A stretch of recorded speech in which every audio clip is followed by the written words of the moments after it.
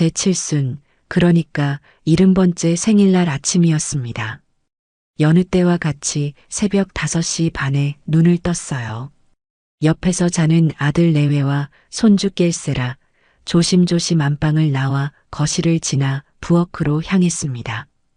지은 지 10년이 넘어가는 아파트라지만 그래도 서울 하늘 아래 번듯한 이 집은 제 평생의 자부심이자 마지막 남은 재산이었습니다. 하나뿐인 아들 장가 보낼 때 제가 살던 작은 빌라를 팔고 평생 부어온 적금을 깨서 보태 마련해준 집이었으니까요. 아들 내외는 몸만 들어와 살았고 저는 남는 방 하나에 몸을 의탁해 얹혀 사는 신세가 되었죠. 그래도 괜찮았습니다. 매일 아들 녀석 얼굴 보고 눈에 넣어도 아프지 않을 손주 재롱 보는 재미로 사는 게 제 인생의 낙이었으니까요. 부엌에 들어서자마자 가장 먼저 한 일은 쌀을 씻어 밥솥에 안치는 것이었습니다. 아들은 아침잠이 많아 늘 출근 시간에 쫓기듯 나갔고 며느리는 아이 챙기느라 자기 밥은 거르기 일쑤였어요. 제가 없으면 아침밥 얻어먹기 힘든 사람들이었죠. 밥솥 취사 버튼을 누르고 냉장고를 열었습니다. 어제 저녁 며느리가 사온 미역 한 봉지가 눈에 띄더군요. 그걸 보자마자 마음 한구석이 서운함으로 아려왔습니다. 그래도 생일이라고 미역은 사다 놨구나 싶은 마음과 동시에 고작 미역 한 봉지 던져주고 끝인가 싶은 야속함이 교차했어요. 저는 제 손으로 직접 제 생일 미역국을 끓이기 시작했습니다. 마른 미역을 물에 불리고 참기름에 달달 볶다가 국간장으로 간을 맞췄어요. 보글보글 끓어오르는 국을 보고 있자니 지난 세월이 주마등처럼 스쳐 지나갔습니다. 남편 일찍 여의고 홀로 아들 하나 키우겠다고 시장 좌판에서 채소를 팔고 식당 주방에서 허리가 휘도록 일했던 날들이 떠올랐습니다. 아들 대학 보내고 장가 보내고 이제 손주까지 봐주면서 제 인생은 온전히 아들 가족을 위한 것이라고만 생각하며 살았어요. 내 이름 석자, 김인숙으로 불리기보다 상현 엄마, 준이 할머니로 불리는 게 더 익숙한 삶이었죠. 한참을 그렇게 국을 끓이고 있는데 아들 내외가 방에서 나왔습니다. 아들 상현이는 눈을 비비며 화장실로 직행했고 며느리 수진이는 퀭한 얼굴로 제게 말하더군요. 어머니, 일찍 일어나셨네요. 준이 깨니까 조용히 좀 해주세요. 제 생일이라는 말은커녕 아침 인사도 없이 다짜고짜 조용히 하라는 말이 먼저 나왔습니다. 저는 아무 대꾸도 하지 않고 조용히 국그릇과 밥그릇을 식탁에 내려놓았습니다. 아침 식사를 하는 내내 무거운 침묵이 흘렀어요. 아들은 스마트폰만 들여다보며 밥을 허겁지겁 넘겼고 며느리는 반찬 투정하듯 젓가락만 깨작거렸습니다. 어머니, 저희 오늘 늦어요. 저녁은 알아서 챙겨 드세요. 준이는 제가 친정에 잠시 맡기고 출근할게요. 출근 준비를 마친 며느리가 현관에서 가방을 챙기며 말했습니다. 아들도 넥타이를 고쳐 매며 뒤따라 말하더군요. 엄마, 생신 축하드려요. 회사에 중요한 프로젝트가 있어서 오늘은 도저히 시간을 못 내겠네. 주말에 맛있는 거 먹으러 가요. 그놈의 주말에라는 약속은 몇 년째 한 번도 지켜진 적이 없는 빈말이었습니다. 저는 그저 고개만 한번 끄덕여 주었어요. 더는 기대도 서운함도 없었기 때문입니다. 현관문이 닫히고 집안에는 다시 정막이 흘렀습니다.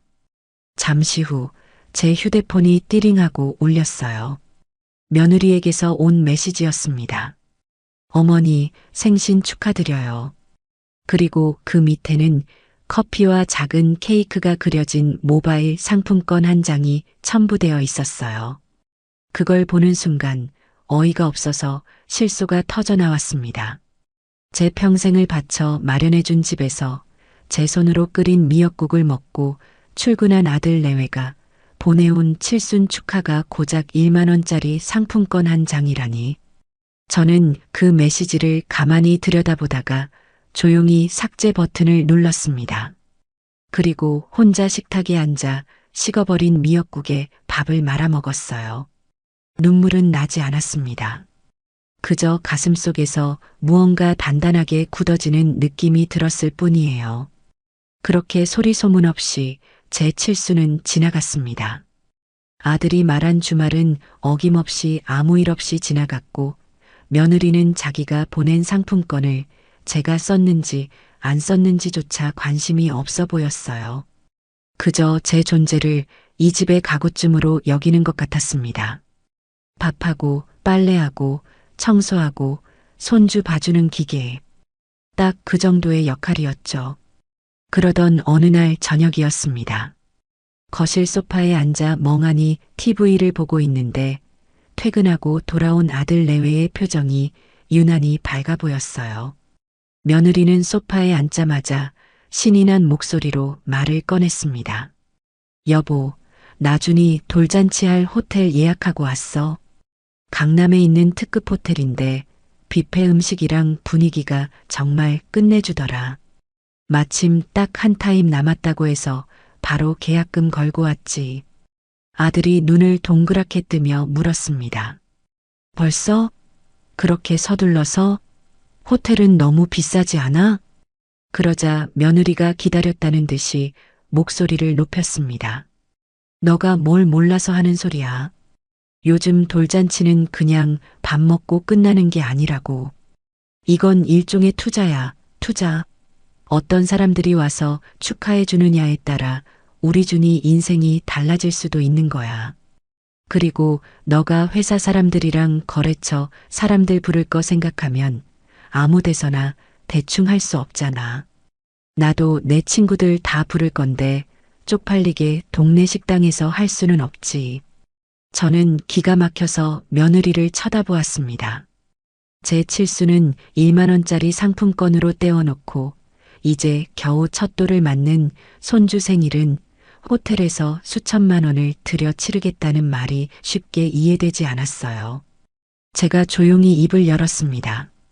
얘야, 돌잔치를 꼭 그렇게까지 거창하게 해야 하니? 식구들끼리 조촐하게 해도 충분할 것 같은데. 제 말에 며느리가 얼굴을 획 찌푸리며 대꾸했습니다. 어머니는 신경 쓰지 마세요. 이건 저희가 알아서 할 일이에요. 그리고 요즘 다 이렇게 해요. 오히려 안 하는 게 이상한 거라니까요. 남들한테 무시당하기 싫으면 이 정도는 해야죠. 무시? 누가 누굴 무시한다는 거니? 분수에 맞게 사는 게 왜 무시당할 일이란 말이냐? 어머니, 옛날이랑 지금은 달라요. 그리고 이건 다 준이를 위한 거잖아요. 좋은 환경에서 좋은 사람들 만나게 해주고 싶은 부모 마음을 왜 몰라주세요? 옆에서 듣고 있던 아들이 거들었습니다. 엄마, 수진이 말이 맞아. 요즘은 다들 그렇게 하더라고. 그리고 어차피 축의금 들어오면 어느 정도 메꿀 수 있으니까 너무 걱정하지 마. 저는 아들을 바라보았습니다. 제 아들이지만 참 한심하다는 생각이 들었어요. 자기 아내의 허영심을 말리기는커녕 얄팍한 계산까지 해가며 동조하고 있는 모습에 실망감을 감출 수가 없었습니다. 저는 더 이상 아무 말도 하지 않았습니다. 이 사람들과는 더 이상 대화가 통하지 않는다는 것을 깨달았기 때문이에요. 며느리는 신이 나서 돌잔치 때 입을 드레스와 헤어, 메이크업 이야기를 제잘거렸고 아들은 그런 아내의 비위를 맞추며 맞장구를 쳐댔습니다. 그 둘의 대화를 배경음악 삼아 저는 조용히 자리에서 일어나 제 방으로 들어왔습니다. 그날 밤 저는 한숨도 잘 수가 없었습니다.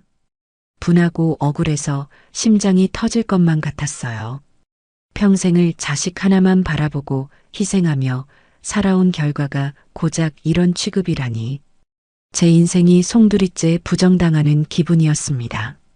어둠 속에서 천장만 바라보고 누워 있는데 문득 이런 생각이 들더군요. 언제까지 이렇게 살아야 하지?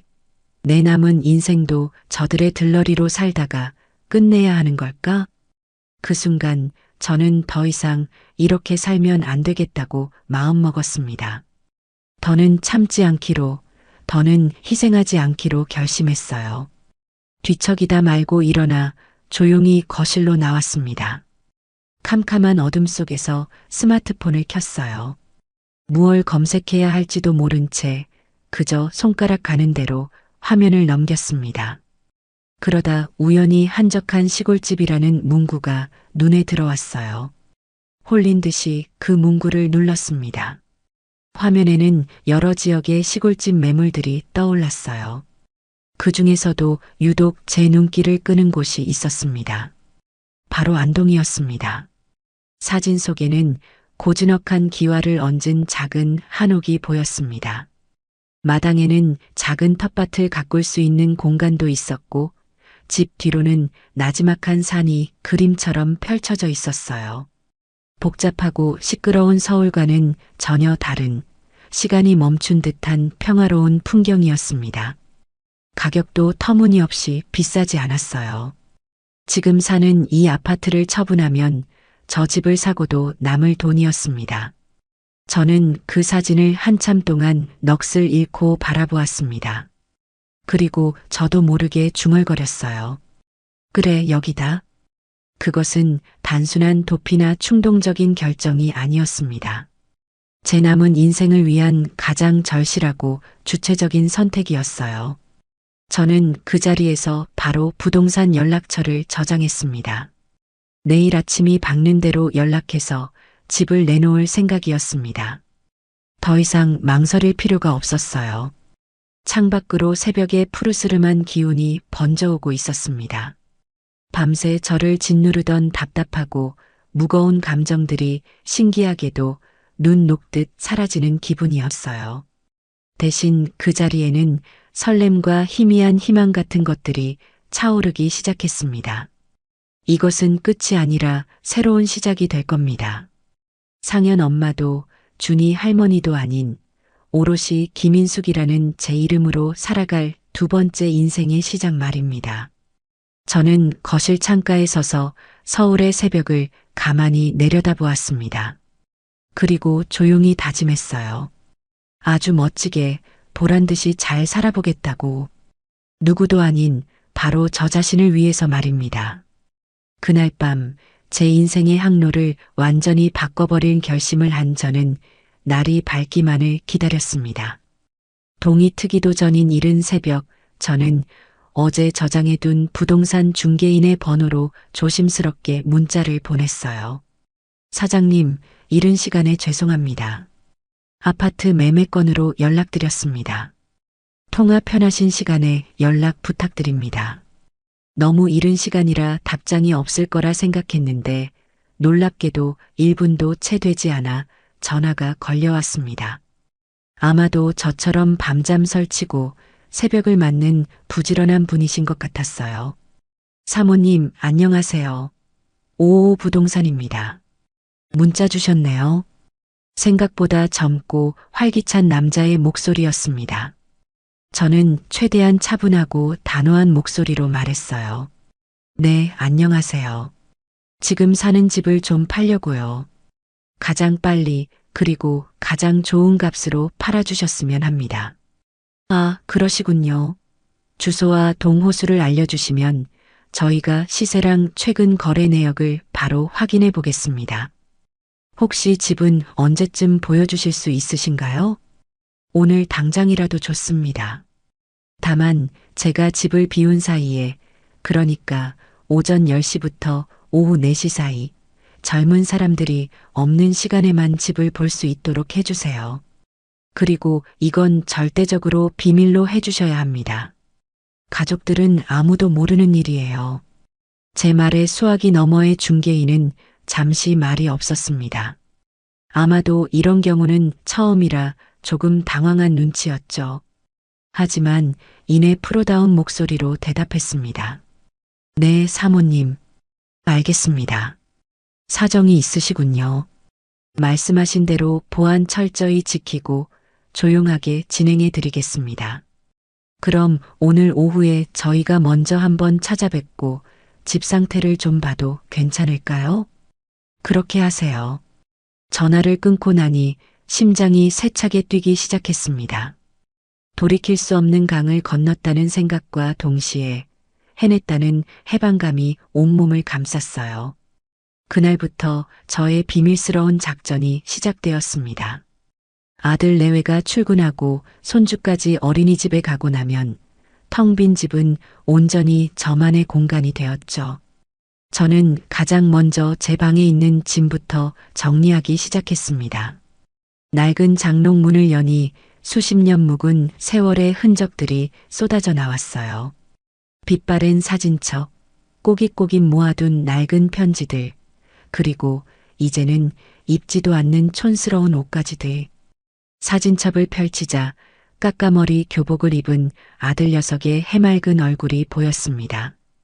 그때는 저만 보면 엄마 엄마 하고 달려와 안기던 착한 아들이었는데 어느새 저렇게 변해버렸을까요?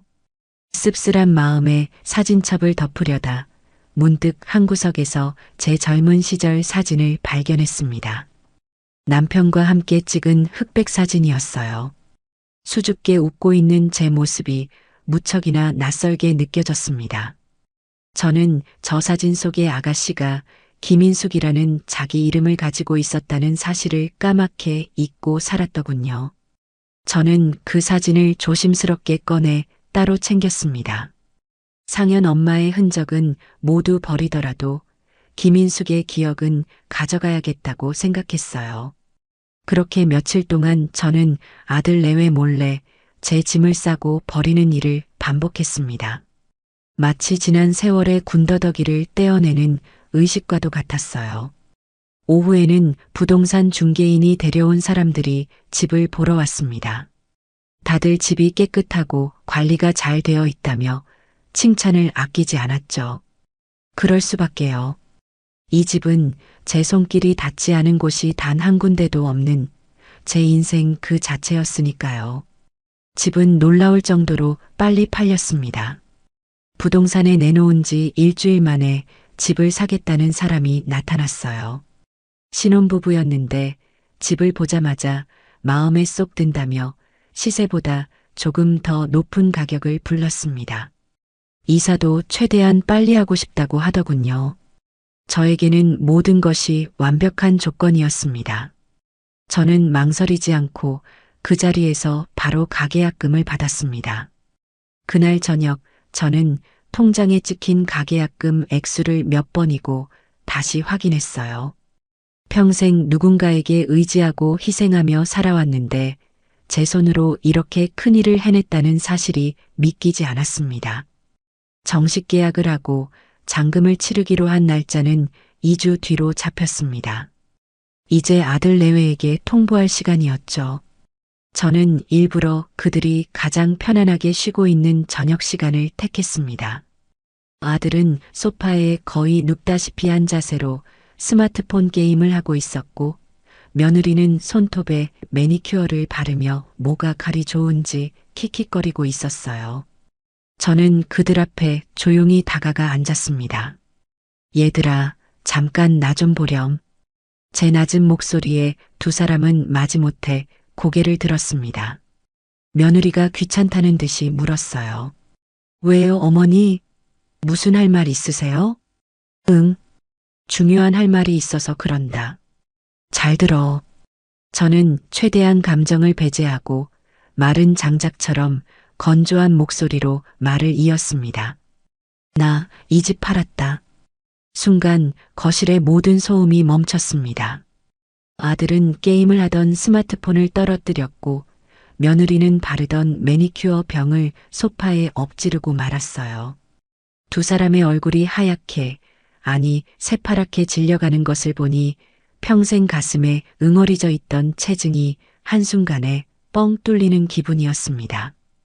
잠시 동안의 정적이 흐른 뒤 아들이 먼저 정신을 차리고 더듬거리며 물었습니다. 엄마, 지금 뭐라고 했어? 잘못 들은 거지? 집을 팔다니 그게 무슨 말이야? 글자 그대로의 뜻이다. 이 집 내가 팔았다고. 2주 뒤에 잔금 치르고 새 주인이 이사 들어올 거다. 그러니 너희는 그 전에 나가서 살 집을 알아보는 게 좋을 거야. 제 말이 끝나자마자 며느리가 비명 같은 소리를 질렀습니다. 어머니, 지금 제정신이세요? 어떻게 저희랑 상의 한마디 없이 집을 팔아요? 이건 우리 집이기도 하잖아요. 저는 며느리를 차갑게 쏘아보며 말했습니다. 우리 집? 얘야, 착각하지 마라. 이 집은 내 집이다. 내 평생을 바쳐번 돈으로 내 이름으로 산 내 집이야. 너희는 그저 내 집에 잠시 몸만 붙여 살았던 세입자나 마찬가지고 세입자에게 집 팔 때 통보해주는 집주인 봤니? 말도 안 돼.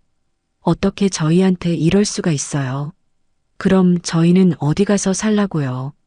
당장 2주 안에 어디서 집을 구해요? 며느리가 악을 쓰며 울부짖기 시작했습니다. 아들도 옆에서 사색이 되어 저에게 매달렸어요. 엄마, 제발. 뭔가 오해가 있었던 거야. 우리가 잘못했어. 엄마 칠순 그렇게 보낸 거 정말 미안해. 다시는 안 그럴게. 그러니까 제발 계약 취소해줘. 위약금은 우리가 어떻게든 마련할게. 응? 제발. 저는 자리에서 일어났습니다. 더 이상 그들의 눈물과 변명에 놀아나고 싶지 않았어요. 위약금? 너희한테 그럴 돈이 있기는 하고 호텔 돌잔치 계약금은 뭘로 치렀니? 아마 그것도 내 돈이었겠지. 됐다. 이미 엎질러진 물이야. 내가 수십 년을 참고 살았으니 너희도 이제 니들 힘으로 한번 살아봐. 세상이 그렇게 만만한 곳이 아니라는 걸 직접 겪어봐야 정신을 차리겠지. 저는 제 방으로 들어와 문을 잠갔습니다. 문 밖에서는 두 사람의 울음소리와 고함이 뒤섞여 들려왔지만 제 마음은 이상할 정도로 평온했습니다. 그날 이후 집안은 전쟁터나 다름없었습니다. 아들 내외는 하루가 멀다고 제 방문을 두드리며 울고불고 사정했지만 저는 한 번도 문을 열어주지 않았어요. 며느리는 자기 친정에 전화를 걸어 엉엉 울며 하소연했지만 오히려 시어머니한테 어떻게 했길래 그 지경이 됐냐는 핀잔만 들었는지 더 서럽게 울더군요. 그 와중에도 그들은 호텔 돌잔치만큼은 포기하지 못했는지 어떻게든 저를 설득해 집 파는 것을 막아보려고 안간힘을 썼습니다. 하지만 제 결심은 그 어떤 것으로도 되돌릴 수 없었어요. 저는 이미 안동의 한옥 계약금까지 모두 치른 상태였습니다. 마침내 이삿날이 밝았습니다. 저는 제 집만 실을 작은 용달차 한 대를 불렀어요. 제 방에 있던 낡은 장롱과 옷가지 몇 개, 그리고 제가 아끼던 책 몇 권이 짐의 전부였습니다. 제 짐이 빠져나간 텅 빈 거실을 보니 시원섭섭한 마음이 들더군요. 아들 내외는 넋이 나간 표정으로 소파에 주저앉아 있었습니다. 저는 그들을 지나쳐 아들 방으로 들어갔어요. 그리고 미리 써두었던 편지 한 장을 책상 위에 올려두었습니다. 엄마가 아닌 김인숙으로 살겠다. 찾지 마라. 짧은 두 문장이었지만 제 평생의 의지가 담긴 말이었습니다. 현관문을 나서는데 아들이 뒤따라와 제 팔을 붙잡았습니다. 엄마, 정말 이렇게까지 해야겠어? 정말 우리 버리고 갈 거야? 아들의 눈에는 눈물이 그렁그렁 맺혀 있었어요. 저는 아들의 손을 조용히 뿌리치며 말했습니다. 버리는 게 아니다. 독립시키는 거지. 너도 이제 40인데 언제까지 엄마 치마폭에 쌓여 살래? 그리고 나도 이제 내 인생 좀 살아보자. 평생 너희 뒷바라지만 하다가 죽기는 너무 억울하지 않니? 저는 뒤도 돌아보지 않고 아파트를 나섰습니다. 엘리베이터 문이 닫히는 순간까지 아들은 망연자실한 표정으로 저를 바라보고 있었어요. 용달차 조수석에 앉아 점점 멀어지는 아파트를 바라보았습니다. 수십 년의 희로애락이 담긴 곳이었지만 이상하게도 아무런 미련이 남지 않았어요. 창밖을 바라보았습니다. 빠르게 스쳐 지나가는 서울의 풍경이 마치 제 과거의 삶처럼 아득하게 느껴졌어요. 기차가 한강 다리를 건너는 순간 제 휴대폰이 시끄럽게 울리기 시작했습니다. 아들과 며느리가 번갈아 가며 거는 전화였죠. 저는 잠시 망설이다가 전원 버튼을 길게 눌렀습니다. 화면이 까맣게 변하며 모든 소음이 사라졌어요. 그제야 비로소 완전한 해방감이 밀려왔습니다. 이제 정말로 모든 것이 끝났고 모든 것이 새로 시작되고 있었습니다. 안동에 도착했을 때는 이미 해가 뉘엿뉘엿 지고 있는 늦은 오후였습니다. 서울의 텁텁하고 매캐한 공기와는 전혀 다른 맑고 상쾌한 공기가 폐부 깊숙이 들어오는 느낌이었어요. 저는 크게 심호흡을 한번 하고 나섰습니다. 약속 장소에는 안동의 부동산 사장님이 미리 나와 저를 기다리고 있었어요. 인상 좋은 중년의 여성이었는데 저를 보자마자 반갑게 손을 흔들며 다가왔습니다. 아이고, 김인숙 선생님 맞으시죠? 오시느라 고생 많으셨습니다. 전화로만 뵙다가 이렇게 직접 뵈니 훨씬 좋으시네요. 사장님도 먼 길 나와주셔서 감사합니다. 별 말씀을요. 이제부터 제 이웃이 되실 분인데 당연히 마중 나와야죠. 바로 댁으로 가시죠. 가서 집도 한번 둘러보시고 동네 구경도 좀 하셔야죠. 사장님의 차를 타고 시내를 벗어나자 창밖으로 논과 밭이 펼쳐진 한적한 시골 풍경이 나타났습니다.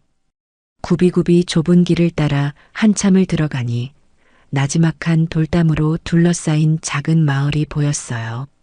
제 새로운 보금자리는 그 마을의 가장 안쪽 야트막한 산을 등지고 있는 곳에 자리 잡고 있었습니다. 차에서 내려 집을 마주하는 순간 저는 저도 모르게 작게 탄성을 내뱉었습니다. 사진으로 봤을 때보다 훨씬 더 정겹고 아늑한 느낌이었어요. 세월의 흔적이 고스란히 묻어나는 석가래와 고풍스러운 기와지붕, 그리고 잘 다듬어진 마당의 작은 정원까지 모든 것이 제 마음에 쏙 들었습니다. 어떠세요, 선생님? 마음에 드세요? 사장님이 제 표정을 살피며 조심스럽게 물었습니다. 저는 활짝 웃으며 대답했어요. 네, 정말 좋아요. 제가 꿈에 그리던 그런 집이네요. 안으로 들어서자 삐걱거리는 마루 소리가 저를 반겼습니다. 집은 오랫동안 사람의 손길이 닿지 않았는지 구석구석 손볼 곳이 많아 보였지만 오히려 그 점이 더 마음에 들었어요. 제 손으로 직접 쓸고 닦고 가꾸면서 이 집을 온전한 제 공간으로 만들고 싶다는 욕심이 생겼습니다. 집 구경을 마치고 마루에 걸터 앉아 있으니 어디선가 구수한 된장찌개 냄새가 풍겨왔어요. 저녁 준비를 하는 이웃집의 냄새인 듯 했습니다. 그때 돌담 너머로 웬 할머니 한 분이 고개를 쑥 내밀며 저를 향해 소리쳤습니다. 거기 새로 이사 온 양반이요? 저녁은 먹었소? 제가 어리둥절해서 쳐다보고 있으니 할머니는 성큼성큼 마당으로 들어와 제 손에 뜨끈한 뚝배기를 들려주었습니다.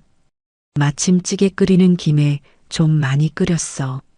이사 첫날인데 밥은 제대로 챙겨 먹었을까 싶어서. 별건 아니지만 이거나마 먹고 기운 내쇼. 저는 생각지도 못한 환대에 코끝이 찡해졌습니다.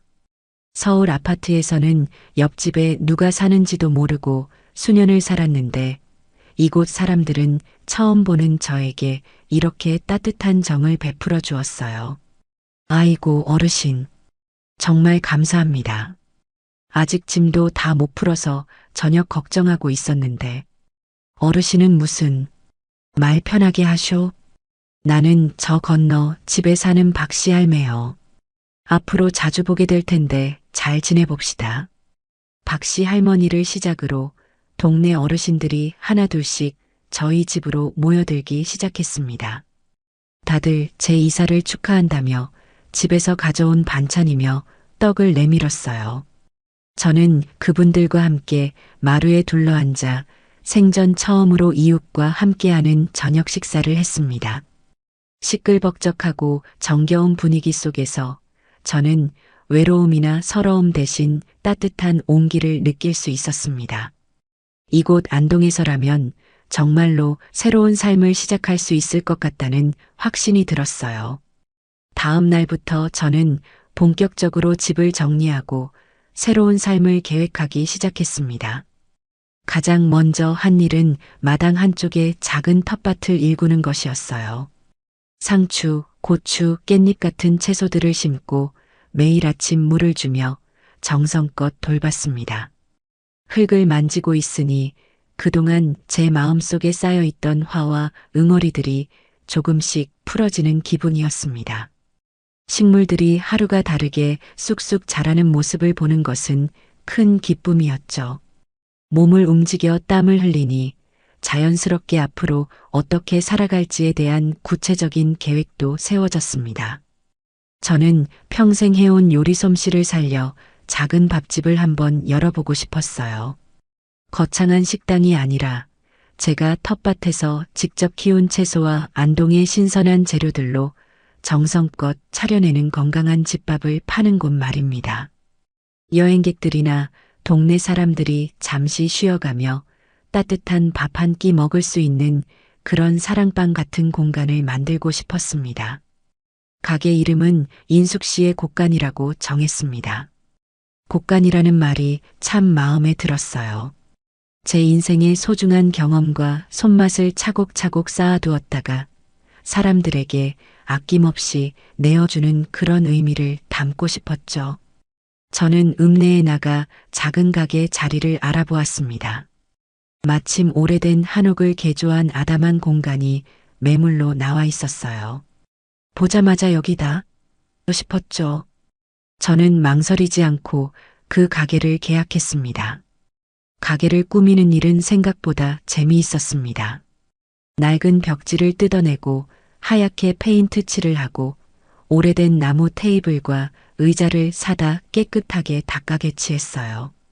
젊은 사람들의 감각을 배우고 싶어서 동네 청년이 운영하는 카페에 찾아가 SNS 운영법을 배우기도 했습니다. 인스타그램이라는 것을 처음 알게 되었는데 사진 한 장으로 제 가게와 음식을 알릴 수 있다는 게 참 신기하고 재미있었어요. 하루하루가 배움과 도전의 연속이었지만 전혀 힘들지 않았습니다. 오히려 살아있다는 것을 실감하는 활기찬 나날들이었죠. 가게 오픈 준비가 한창일 때 저에게 뜻밖의 동업자가 생겼습니다. 바로 옆집에 사는 박 선생이었습니다. 고등학교에서 국어를 가르치다 정년 퇴임하고 고향으로 내려오신 분이었는데 늘 점잖고 조용한 분이라 몇 번 인사만 나눈 게 전부였어요. 어느 날 저녁 그분이 수줍은 표정으로 저희 집을 찾아왔습니다. 김 선생님, 잠시 드릴 말씀이 있어서 왔습니다. 네, 박 선생님. 어서 들어오세요. 저는 박 선생을 마루로 안내하고 시원한 매실차를 한 잔 대접했습니다. 박 선생은 찻잔을 만지작거리며 한참을 망설이다가 조심스럽게 입을 열었어요. 요즘 읍내에 식당을 준비하고 계시다고 들었습니다. 혹시 제가 조금이나마 보탬이 될 수 있을까 해서요. 보탬이라니요? 무슨 말씀이세요? 제가 평생 모은 게 책밖에 없습니다. 서울에 있는 서재에도 가득하고 이 집에도 둘 곳이 없을 정도지요. 혹시 괜찮으시다면 제 책들을 가게에 들여놓고 손님들이 자유롭게 읽을 수 있도록 하는 건 어떻겠습니까? 맛있는 음식과 좋은 책이 함께하는 공간이라면 더 많은 사람들이 좋아하지 않을까요? 박 선생의 제안은 정말이지 놀라웠습니다. 저는 전혀 생각지도 못했던 아이디어였어요. 맛있는 밥도 먹고 향긋한 차를 마시며 편안하게 책도 읽을 수 있는 공간이라니 생각만 해도 근사했습니다. 정말 그렇게 해주시면 저야 너무 감사하죠. 하지만 선생님의 귀한 책들을 제가 함부로 받아도 될지 모르겠습니다. 하하, 귀하기는요. 그저 먼지만 쌓여가는 것들인걸요. 오히려 제 책들이 새로운 주인을 만나 숨을 쉴 수 있게 해주시니 제가 더 감사할 따름입니다. 그렇게 박 선생과의 동업이 시작되었습니다. 우리는 함께 가게 인테리어를 구상하고 책장을 짜고 수백 권의 책을 옮겨와 보기 좋게 정리했어요. 함께 땀 흘리며 일하는 동안 우리는 나이를 넘어선 좋은 친구가 될 수 있었습니다. 박 선생은 저에게 세상 돌아가는 이야기를 들려주었고, 저는 그에게 맛있는 음식을 대접하며 서로의 빈 곳을 채워주었죠. 제 인생에 이런 멋진 친구가 생기리라고는 꿈에도 상상하지 못했습니다. 안동에 오기로 한 제 결정이 얼마나 옳았는지를 다시 한번 실감하는 순간이었어요. 제가 안동에서 새로운 삶의 터전을 일구며 하루하루를 충실하게 보내고 있을 무렵 서울에 남겨진 아들 내외는 혹독한 현실과 마주하고 있었습니다. 제가 그들의 소식을 직접 들은 것은 아니었어요. 서울에 사는 먼 친척뻘 동생이 가끔 전화를 걸어와 조심스럽게 그들의 근황을 전해주었기 때문입니다. 제가 떠난 후 아들 내외는 당장 살 곳이 없어져 발등에 불이 떨어졌다고 합니다. 2주라는 시간은 너무나도 짧았죠. 그동안 제 덕에 서울 시내 좋은 아파트에서 편하게 살다가 갑자기 길바닥에 나앉을 신세가 되니 정신을 차릴 수가 없었을 겁니다. 결국 그들은 부랴부랴 경기도 외곽에 있는 작은 빌라 전세를 겨우 구했다고 해요. 보증금이 모자라 아들이 회사에서 대출까지 받았다고 하더군요. 이삿날은 그야말로 아수라장이었다고 합니다. 며느리는 그 와중에도 자기가 아끼던 명품 가방과 비싼 유모차, 아기 옷들을 챙기느라 정신이 없었고, 아들은 그런 아내에게 지금 이게 다 무슨 소용이냐며 소리를 지르며 싸웠다고 해요. 결국 며느리는 울며 겨자 먹기로 자기가 애지중지하던 물건들을 중고 거래 사이트에 헐값으로 내다 팔아 이사 비용과 부족한 생활비를 겨우 마련했다고 들었습니다. SNS에 자랑하던 화려한 삶이 한순간에 무너져 내린 것이죠. 그제야 며느리는 자기가 누리던 모든 것들이 자기 힘으로 얻은 것이 아니라 바로 제가 평생을 바쳐 이룬 것 위에 세워진 신기루였다는 사실을 조금은 깨닫지 않았을까 싶습니다. 새로운 보금자리에서의 삶은 팍팍함 그 자체였습니다. 무엇보다 돈 문제가 그들의 발목을 잡았어요. 관리비 한 푼 내지 않고 살다가 매달 꼬박꼬박 나가는 월세와 각종 공과금은 그들에게 큰 부담으로 다가왔을 겁니다. 넉넉했던 생활비가 끊기자 그들은 매일같이 돈 문제로 얼굴을 붉히며 다투기 시작했다고 해요.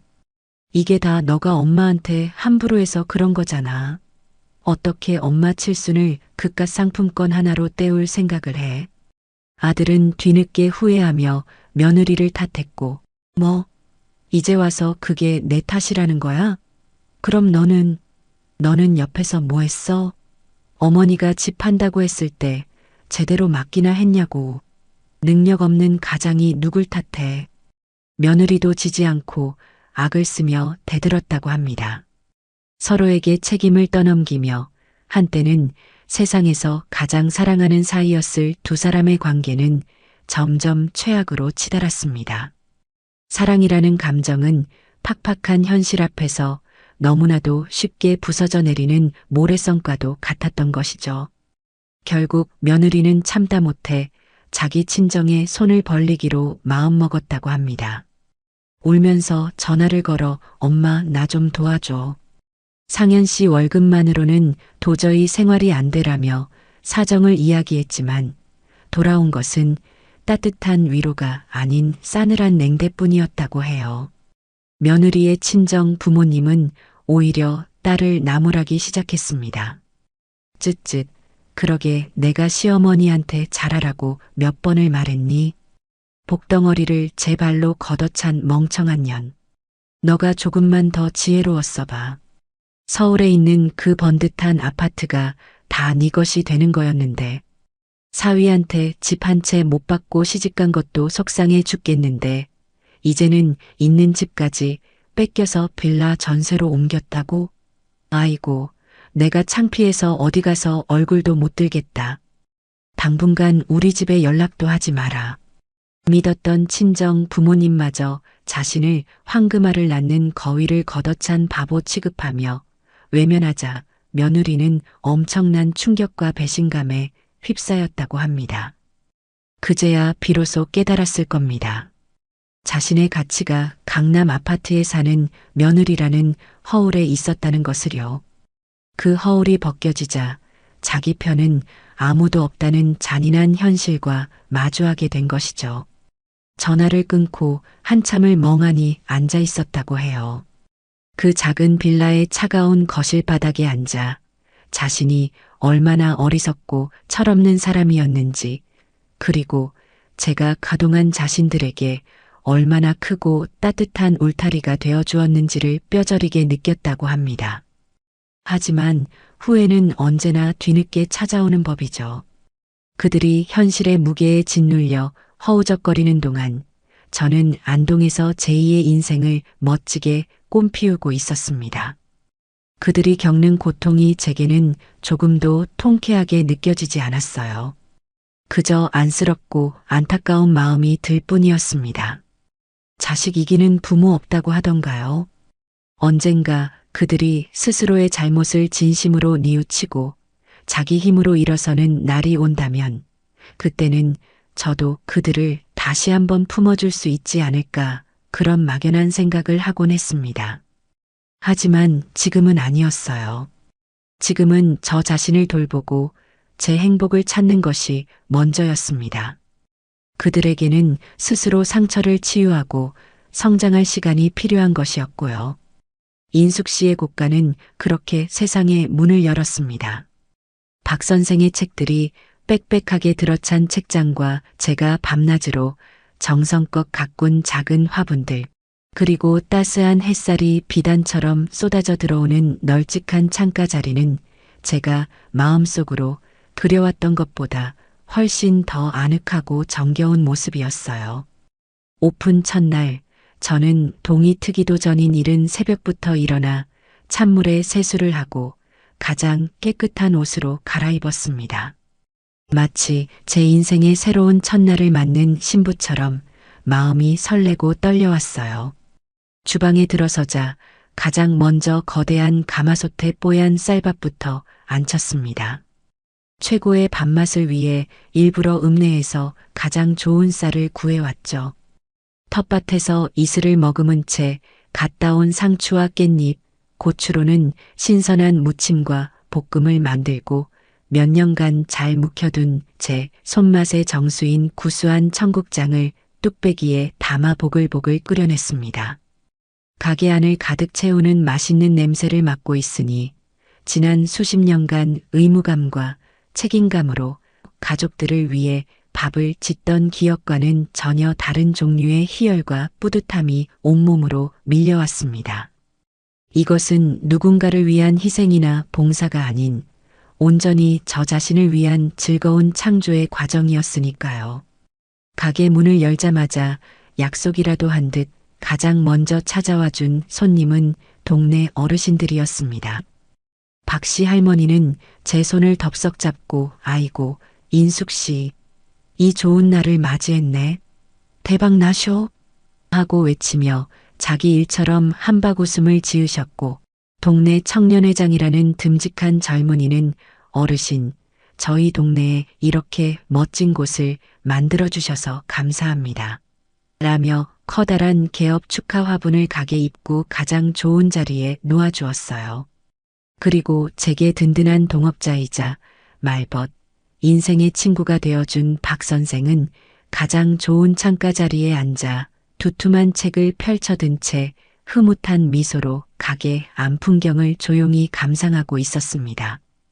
저는 찾아와 주신 모든 분들에게 감사의 마음을 담아 제 대표 메뉴인 칠순 잔치상을 정성껏 차려 대접했어요. 사실 칠순 잔치상이라는 이름은 제 마음속 깊은 곳에 박혀있던 작은 응어리에서 시작된 것이었습니다. 아들 내외에게 외면당했던 그날, 제가 그토록 받고 싶었던 그 따뜻한 밥상을 이제는 제 손으로 다른 사람들에게 차려주며 스스로를 위로하고 상처를 치유하고 싶었던 마음이었죠.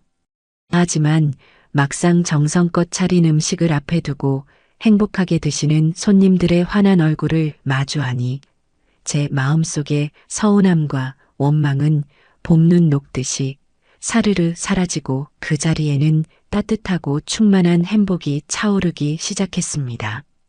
제 음식은 더 이상 과거의 상처를 되새기는 아픔이 아니라 현재의 기쁨과 정을 나누는 소중한 매개체가 되어주고 있었어요.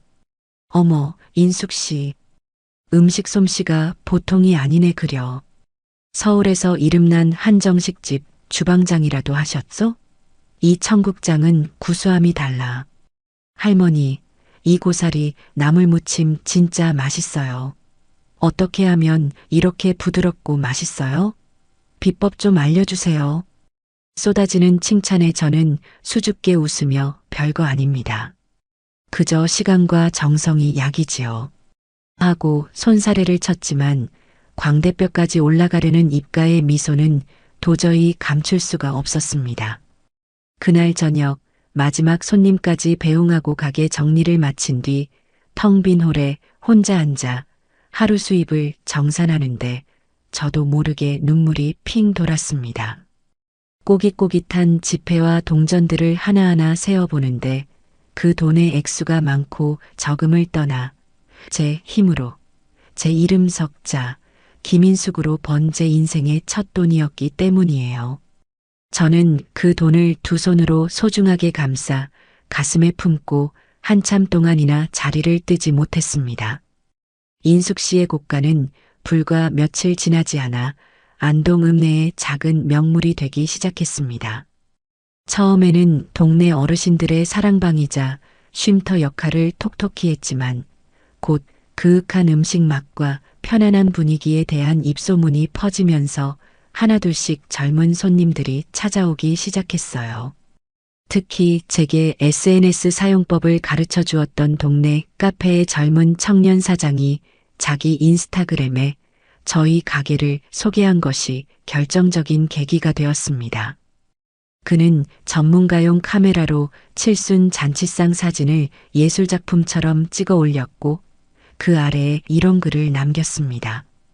해시태그 안동 맛집, 해시태그 인생 맛집, 해시태그 인숙씨 이곳간, 해시태그 할머니 표 오마카세, 해시태그 JMT, 해시태그 위로가 필요할 때 단순한 밥집이 아니다. 할머니의 인생이 담긴 따뜻한 위로를 맛볼 수 있는 곳. 도시의 삶에 지쳤다면 꼭 한번 들러보시길.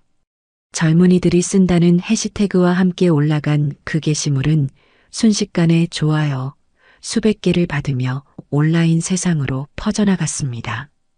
사진 속에는 윤기가 자르르 흐르는 돌솥밥과 정갈하게 차려진 10여 가지의 다채로운 반찬, 그리고 구수한 청국장이 마치 한 폭의 그림처럼 먹음직스럽게 담겨 있었죠. 그 게시물을 본 전국의 젊은 여행객들이 지도를 찾아가며 저희 가게를 방문하기 시작했고 그들이 또다시 각자의 SNS에 감동적인 후기를 올리면서 인숙 씨의 고가는 주말이면 번호표를 받고 1시간 이상 줄을 서서 기다려야 하는 그야말로 핫플레이스가 되었습니다. 사장님, 저희 서울에서 이거 먹으려고 일부러 왔어요. 칠순 잔치상 2인분 주세요. 저희는 4명인데 혹시 여기 안동 소주나 막걸리도 파나요? 이 안주에 술이 빠질 수 없죠. 주말이면 가게는 전국 각지에서 모여든 젊은이들의 밝은 에너지와 활기로 가득 찼습니다. 저는 눈코 뜰 새 없이 바빴지만 몸이 힘든 줄도 몰랐어요. 오히려 제 음식을 맛있게 먹으며 행복해하는 젊은이들의 모습을 보는 것만으로도 온몸에 에너지가 솟아나는 기분이었습니다. 제 나이가 어느새 70이라는 사실을 까맣게 잊을 정도였죠.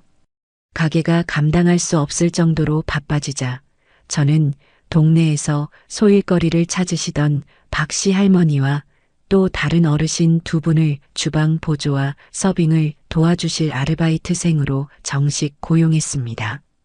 일자리가 생겨서 좋다며 아이처럼 기뻐하시는 어르신들의 주름진 얼굴을 보니 제가 누군가의 삶에 보탬이 될 수 있다는 사실에 더욱 큰 보람과 책임감을 느낄 수 있었어요. 그러던 어느 날 오후 한가한 시간에 마루에 앉아 박 선생과 함께 매실차를 마시고 있는데 가게로 전화 한 통이 걸려왔습니다. 자신을 지역 방송국 PD라고 소개한 젊고 정중한 목소리의 남자였어요. 여보세요? 거기 인숙 씨의 곡간 맞습니까? 저는 KBC 방송국 귀촌시대 제작팀의 박준영 PD라고 합니다. 네, 맞는데요. 무슨 일이시죠? 다름이 아니라 저희가 귀촌에 성공해서 제2의 인생을 멋지게 살고 계신 분들의 이야기를 담는 다큐멘터리를 기획하고 있습니다. SNS를 통해 사장님의 특별한 사연을 접하고 제작진 모두가 큰 감명을 받았습니다. 꼭 한번 만나 뵙고 싶어서 연락드렸습니다. 혹시 저희 프로그램에 출연 한번 생각해 보시겠어요? 방송 출연이라니 저는 놀라서 손사래부터 쳤습니다. 아이고, 제가 뭘 안다고 텔레비전에 나간단 말입니까? 저는 그저 밥 짓는 평범한 늙은이일 뿐인데요. 다른 훌륭하고 대단한 분들 많을 텐데 그분들을 찾아보시는 게 좋을 겁니다. 아닙니다, 선생님. 저희는 바로 선생님처럼 평범하지만 결코 평범하지 않은 진솔한 삶의 이야기를 찾고 있습니다.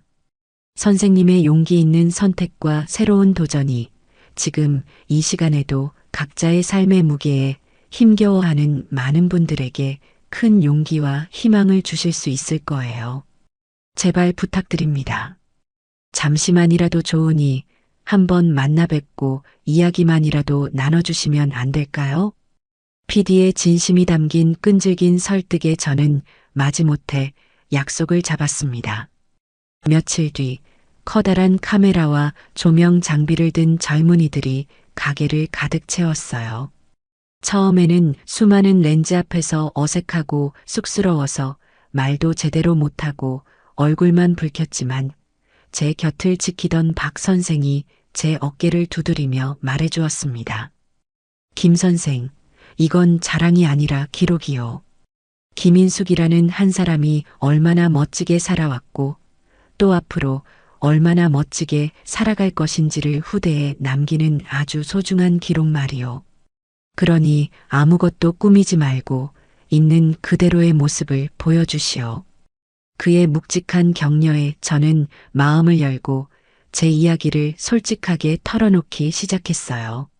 남편을 일찍 여의고 홀로 아들을 키우며 악착같이 살았던 지난 날들, 모든 것을 바쳤던 아들 내외와의 갈등, 그리고 모든 것을 버리고 이곳 안동에 오게 된 과정까지. 물론 아들 내외를 원망하고 탓하는 대신 모든 것이 결국 제 자신을 찾기 위한 필연적인 선택이었다는 점을 담담하게 강조했습니다. 방송은 제가 생각했던 것보다 훨씬 더 큰 반향을 일으켰습니다. 자식에게 모든 것을 희생하는 것이 당연시되던 시대의 한 늙은 할머니가 그 모든 굴레를 벗어던지고 스스로의 힘으로 제2의 인생을 개척한 이야기는 많은 사람들에게 신선한 충격과 함께 뜨거운 감동을 주었던 모양이에요. 방송이 나간 다음 날부터 가게는 그야말로 인산인해를 이루었습니다. 전국 각지에서 저를 응원한다며 일부러 찾아온 손님들로 가게는 이른 아침부터 밤늦게까지 발 디딜 틈이 없었죠. 저는 졸지의 안동의 슈퍼할매, 우리들의 롤모델이라는 새로운 별명까지 얻게 되었습니다. 이제 저는 더 이상 어둡고 좁은 방구석에 갇혀있던 상현 엄마나 준이 할머니가 아니었습니다. 저는 인숙 씨의 곡간의 당당한 대표, 김인숙이었습니다. 박 선생과 함께 새로운 메뉴를 개발하며 웃음꽃을 피우고 가게를 찾아온 젊은 청년들과 스스럼 없이 어울려 막걸리 잔을 기울이며 인생 이야기를 나누는 제 모습이 저는 참 마음에 들었어요. 제 통장에는 평생 만져보지 못했던 큰돈이 차곡차곡 쌓여갔고 제 얼굴에는 말을 날 없이 건강한 웃음꽃이 피어났습니다. 오랜만에 거울을 보니 서울에 있을 때보다 오히려 훨씬 젊고 생기 있어진 것 같았어요. 사람은 나이가 들어서 늙는 게 아니라 가슴속에 꿈을 잃었을 때 비로소 늙는다는 말이 무슨 뜻인지 비로소 온몸으로 실감할 수 있었습니다. 제 인생의 진짜 봄날은 바로 지금 이곳 안동에서 눈부시게 활짝 피어나고 있었습니다. 그 시각 경기도 외곽의 낡고 볕 안 드는 빌라에서는 무겁고 차가운 현실의 무게가 한 가족을 사정없이 짓누르고 있었습니다. 아들 상현이는 매일같이 반복되는 야근과 실적 압박 그리고 사사건건 트집을 잡는 상사의 모욕적인 언사에 하루하루 영혼이 갈려나가는 기분이었어요. 예전에는 퇴근 후 굳게 닫힌 현관문을 열면 아들 왔니? 고생 많았다라는 저의 따뜻한 목소리와 함께 맛있는 냄새가 풍기는 저녁상이 차려져 있었고 집안은 언제나 깨끗하게 정돈되어 그를 맞이했습니다. 하지만 이제 그를 기다리는 것은 음식물 쓰레기가 쌓여 악취가 나는 싱크대와 안에 수진이의 얼음장처럼 차갑고 날카로운 바가지 소리뿐이었습니다. 그날도 아들은 녹초가 된 몸을 이끌고 지옥 같은 퇴근길을 거쳐 집으로 돌아왔습니다. 아내와는 아침에 또다시 돈 문제로 목에 핏대를 세우며 크게 다툰 터라 집안에 들어서는 발걸음이 천근만근 무거웠죠. 아니나 다를까 아내는 등을 돌린 채 누워 자는 척을 하고 있었고 갓난아이는 돌봐주는 사람 없이 차가운 거실 바닥에서 홀로 울고 있었습니다. 거실은 아기 장난감과 제때 치우지 않은 빨랫감, 배달 음식 용기들이 뒤엉켜 그야말로 아수라장이었습니다. 깊은 한숨을 내쉰 아들은 아이를 안아달래며 차갑게 식어버린 배달 족발을 꾸역꾸역 입에 밀어 넣었습니다. 그러다 문득 거실 한쪽에 먼지가 뽀얗게 쌓여있는 우편물 더미를 발견했어요. 뜯어보지 않아도 그 내용물은 뻔했습니다. 연체된 관리비, 대출이자, 한도를 초과한 카드값 고지서들이었죠. 봉투를 뜯어볼 용기조차 나지 않았습니다. 아들은 이 모든 끔찍한 현실을 잠시라도 잊고 싶다는 생각에 아무런 의미 없이 TV 리모컨을 들고 채널을 돌리기 시작했습니다. 귀청이 떨어져라 시끄러운 아이돌의 예능 프로그램 보기만 해도 답답한 정치인들의 싸움으로 가득한 뉴스, 현실성 없는 사랑 이야기만 늘어놓는 지루한 드라마를 되는 대로 넘기던 그의 손가락이 어느 한 채널에서 무심코 멈췄습니다. 화면에는 낯익으면서도 동시에 지독하게 낯선 풍경이 펼쳐지고 있었어요. 고즈넉한 한옥과 푸른 자연, 그리고 정겨운 사람들. 귀촌시대 마이너스 안동편이라는 자막이 화면 하단에 선명하게 떠 있었습니다. 별 생각 없이 멍하니 화면을 보고 있던 아들의 눈이 다음 순간 믿을 수 없다는 듯이 거세게 흔들리며 커졌습니다. 화면 속에서 세상 가장 환한 미소를 지으며 손님을 맞이하고 있는 한 여인. 단정하게 빗어넘긴 머리, 몸에 꼭 맞는 깔끔한 앞치마, 그리고 무엇보다 이전에는 단 한 번도 본 적 없었던 생기 넘치고 자신감 가득한 그 표정. 바로 그의 어머니 김인숙이었습니다. 아들은 자기도 모르게 리모컨을 떨어뜨리고 TV 앞으로 기어가듯 다가갔습니다. 화면 속의 저는 아들이 지난 수십 년간 알고 지내온 엄마가 아니었어요. 비싼 아파트 거실 소파에 미라처럼 앉아 무표정한 얼굴로 창밖만 하염없이 바라보던 생기라고는 찾아볼 수 없었던 무기력한 노인이 아니었습니다. 자신의 가게에서 자신의 힘으로 수많은 사람들에게 따뜻한 행복을 나눠주며 그 누구보다 활기차게 살아가는 자랑스러운 사장님이었습니다. 어서 오세요. 멀리서 찾아주셔서 정말 고맙습니다. 많이들 드시고 좋은 기운 받아가세요. 이 나물은 제가 어제 새벽에 직접 뜬 텃밭에서 키운 거라 아주 신선하고 맛있을 거예요. 인터뷰 장면에서는 조금은 떨리지만 단단하고 힘 있는 제 목소리가 흘러나왔습니다. 서울에서의 삶이요? 물론 나쁘지 않았죠. 하지만 돌이켜보면 그건 진짜 제 삶이 아니었던 것 같아요.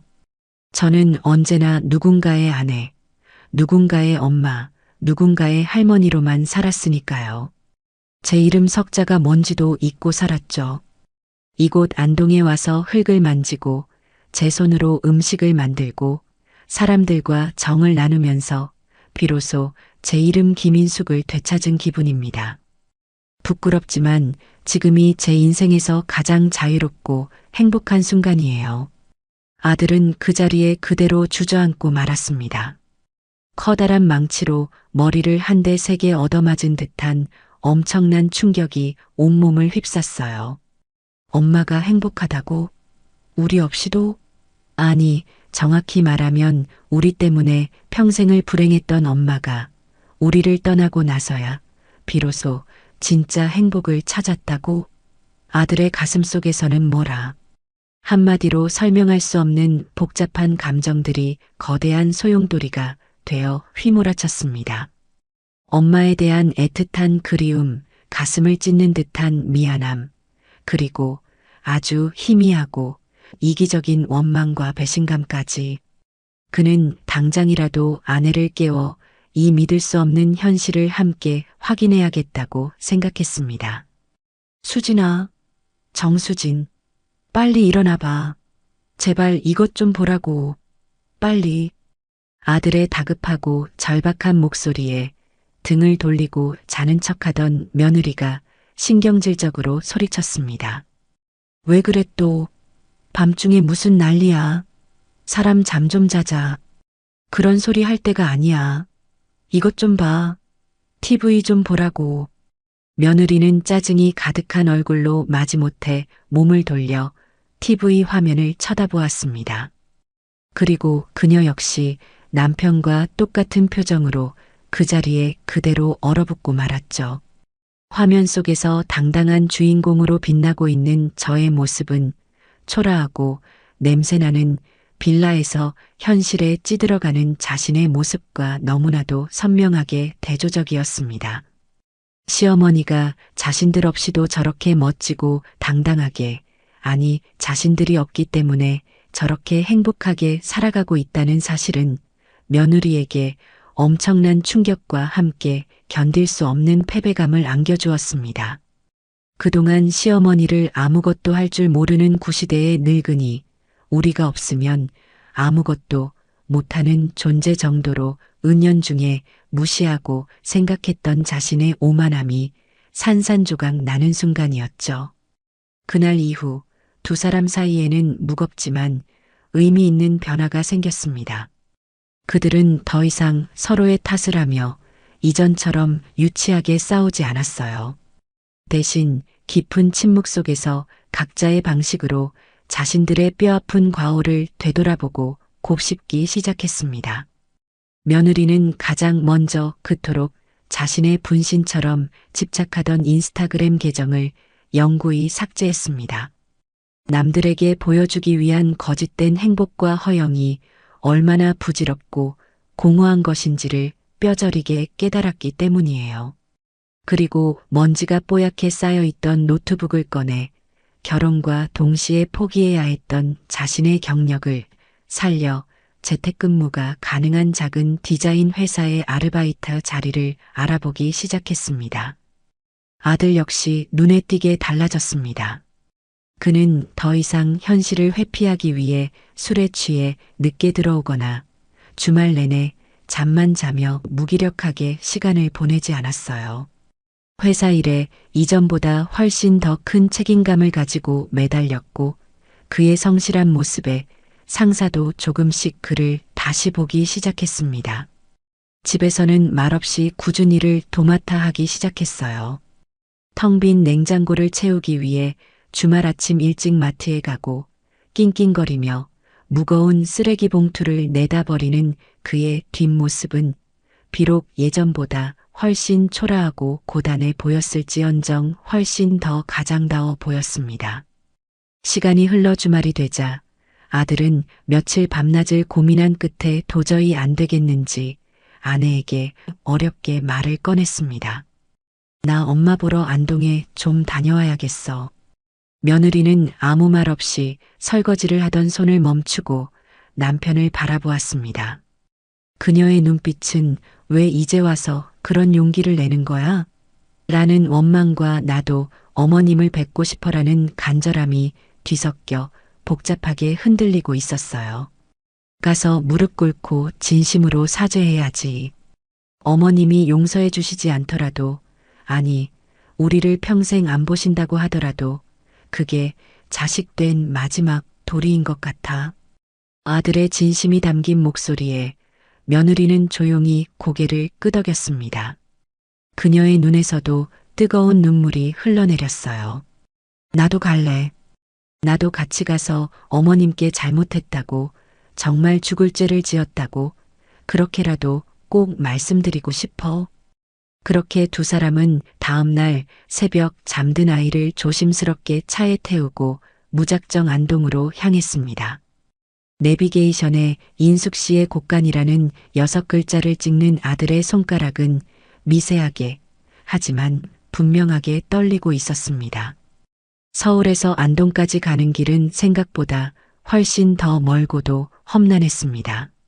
하필이면 주말이라 꽉 막힌 고속도로 위에서 차 안의 세 식구는 마치 약속이라도 한 듯 아무 말도 하지 않았어요. 어색하고 무거운 침묵을 깨고 싶지 않다는 듯 카시트에 앉은 아이마저 깊이 잠들어 있었죠. 라디오에서 흘러나오는 정체 모를 음악 소리만이 그들의 불안한 마음을 대변하는 듯 했습니다. 아들은 터질 듯한 심장을 애써 진정시키며 운전대를 잡은 손에 힘을 주었고 며느리는 차마 남편의 얼굴을 볼 용기가 나지 않아 창밖으로 빠르게 스쳐 지나가는 풍경만 하염없이 바라보았습니다. 그들의 머릿속은 온통 저에 대한 생각으로 가득 차 있었을 겁니다. 엄마는 우리를 보면 어떤 표정을 지으실까? 문전박대하며 소금을 뿌리지는 않으실까? 아니면 아예 모르는 사람인 척 차갑게 외면하실까? 수만 가지의 두려운 상상이 꼬리에 꼬리를 물고 그들을 괴롭혔을 거예요. 몇 시간을 쉬지 않고 달려 해가 길게 늘어지며 붉게 타들어갈 무렵에야 그들은 겨우 안동에 도착할 수 있었습니다. 내비게이션이 안내하는 대로 낯선 읍내의 좁은 골목길로 들어서자 저 멀리서 TV 화면에서 보았던 아담하고 정겨운 나무 간판이 보였습니다. 인숙 씨의 곳간. 차에서 내린 두 사람은 한참 동안 가게 앞에 망부석처럼 우두커니 서 있었습니다. 화면으로 본 것보다 훨씬 더 정겹고 따뜻한 기운이 감도는 가게였어요. 너른 창문 너머로는 저녁 장사를 준비하는 은은한 불빛이 새어나오고 있었고 안에서는 벌써부터 자리를 잡은 손님들의 즐거운 웃음소리가 담장 너머로 간간히 들려왔습니다. 그리고 그 모든 행복한 풍경의 중심에는 쉴 새 없이 분주하게 움직이면서도 얼굴에 편안한 미소를 잃지 않는 제가 있었습니다. 막걸리 주전자를 들고 손님들에게 술을 따라주고 아이 손님에게는 다정하게 말을 건네며 머리를 쓰다듬어주고 빈 그릇을 능숙하게 치우는 저의 모든 움직임에는 이전에는 찾아볼 수 없었던 자신감과 삶의 여유가 넘쳐 흘렀어요. 아들과 며느리는 그 모습을 바라보며 차마 가게 안으로 들어갈 용기가 나지 않았습니다. 자신들이 저 평화로운 공간에 끼어들 자격이 없다고 느껴졌기 때문이에요. 저토록 행복해 보이는 엄마의 공간을 자신들의 불행하고 초라한 존재로 망쳐버리고 싶지 않다는 생각마저 들었습니다. 그들은 한참을 그렇게 가게박 어둠 속에 숨어 서성였습니다. 용서받지 못한 죄인처럼 혹은 초대받지 못한 이방인처럼. 어떡하지? 자신이 없어. 그냥 오늘은 돌아갈까? 며느리가 거의 울먹이며 기어들어가는 목소리로 물었습니다.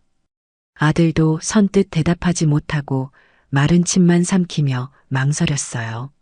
하지만 이대로 비겁하게 돌아선다면 평생 자신을 용서하지 못할 것 같다는 생각이 들었습니다. 아니, 이왕 여기까지 왔는데 이대로 돌아갈 수는 없어. 엄마 얼굴이라도 제대로 뵙고 가야지. 손님인 척 들어가자. 그냥 조용히 밥만 먹고 나오자. 결국 두 사람은 서로의 손을 꼭 잡고 마치 사형장으로 끌려가는 사람처럼 큰 결심을 하고 가게 문을 열었습니다. 딸랑하는 맑은 종소리가 유난히 크게 울리며 그들을 맞았고 안으로 들어서자 구수하고 맛있는 음식 냄새가 코를 찔렀어요. 가게 안은 이미 저녁 식사를 하러 온 손님들로 가득 차 있었습니다. 다행히 가장 눈에 띄지 않는 구석에 작은 테이블 하나가 비어 있었죠. 그들은 다른 손님들의 시선을 피하기 위해 최대한 고개를 숙이고 몸을 낮추며 조용히 자리에 앉았습니다. 어서 오세요. 몇 분이세요? 주방에서 분주하게 일하던 동네 할머니 한 분이 그들을 발견하고 반갑게 물었습니다. 아, 2명이요. 아기까지 셋입니다. 메뉴판을 받아들었지만 긴장한 탓에 글자가 전혀 눈에 들어오지 않았습니다. 아들과 며느리의 시선은 온통 주방과 홀을 오가며 능숙하게 손님들을 응대하는 제 모습에 못 박힌 듯 고정되어 있었어요. 잠시 후 제가 시원한 물이 담긴 주전자를 들고 그들의 테이블로 천천히 다가왔습니다. 주문하시겠어요? 저희 집은 처음이신가 보네요. 칠순 잔치상이 제일 인기가 많아요. 물을 따라주기 위해 무심코 고개를 숙였던 제가 테이블에 돌처럼 굳어 앉아 있는 두 사람과 정면으로 눈이 마주치는 순간이었습니다. 저의 얼굴에 스쳐 지나가는 찰나의 미세한 놀라움과 당혹감, 그리고 이내 차갑게 굳어지는 그 표정의 변화를 그들은 똑똑히 보았을 겁니다. 하지만 그 모든 감정의 동요는 아주 잠시뿐이었어요. 저는 이내 평정심을 되찾고 아무 일도 없었다는 듯이 마치 길에서 마주친 모르는 사람에게 하듯 지극히 사무적인 목소리로 다시 물었습니다. 뭐로 주문하시겠어요? 아들은 아무 말도 하지 못하고 고개만 푹 숙였습니다. 엄마라는 단 2글자가 목구멍까지 차올랐지만 뜨거운 돌덩이가 되어 차마 입 밖으로 터져 나오지 않았어요. 며느리 역시 완전히 얼어붙은 채 눈만 하염없이 끔뻑이고 있었죠. 그 숨막히는 정적을 깨고 아들이 겨우 모기만 한 목소리로 입을 열었습니다. 그 칠순 잔치상 2인분만 주세요. 네, 알겠습니다. 잠시만 기다리세요. 저는 그 어떤 감정도 담지 않은 목소리로 대답하고는 뒤돌아서서 아무렇지 않게 주방으로 향했습니다.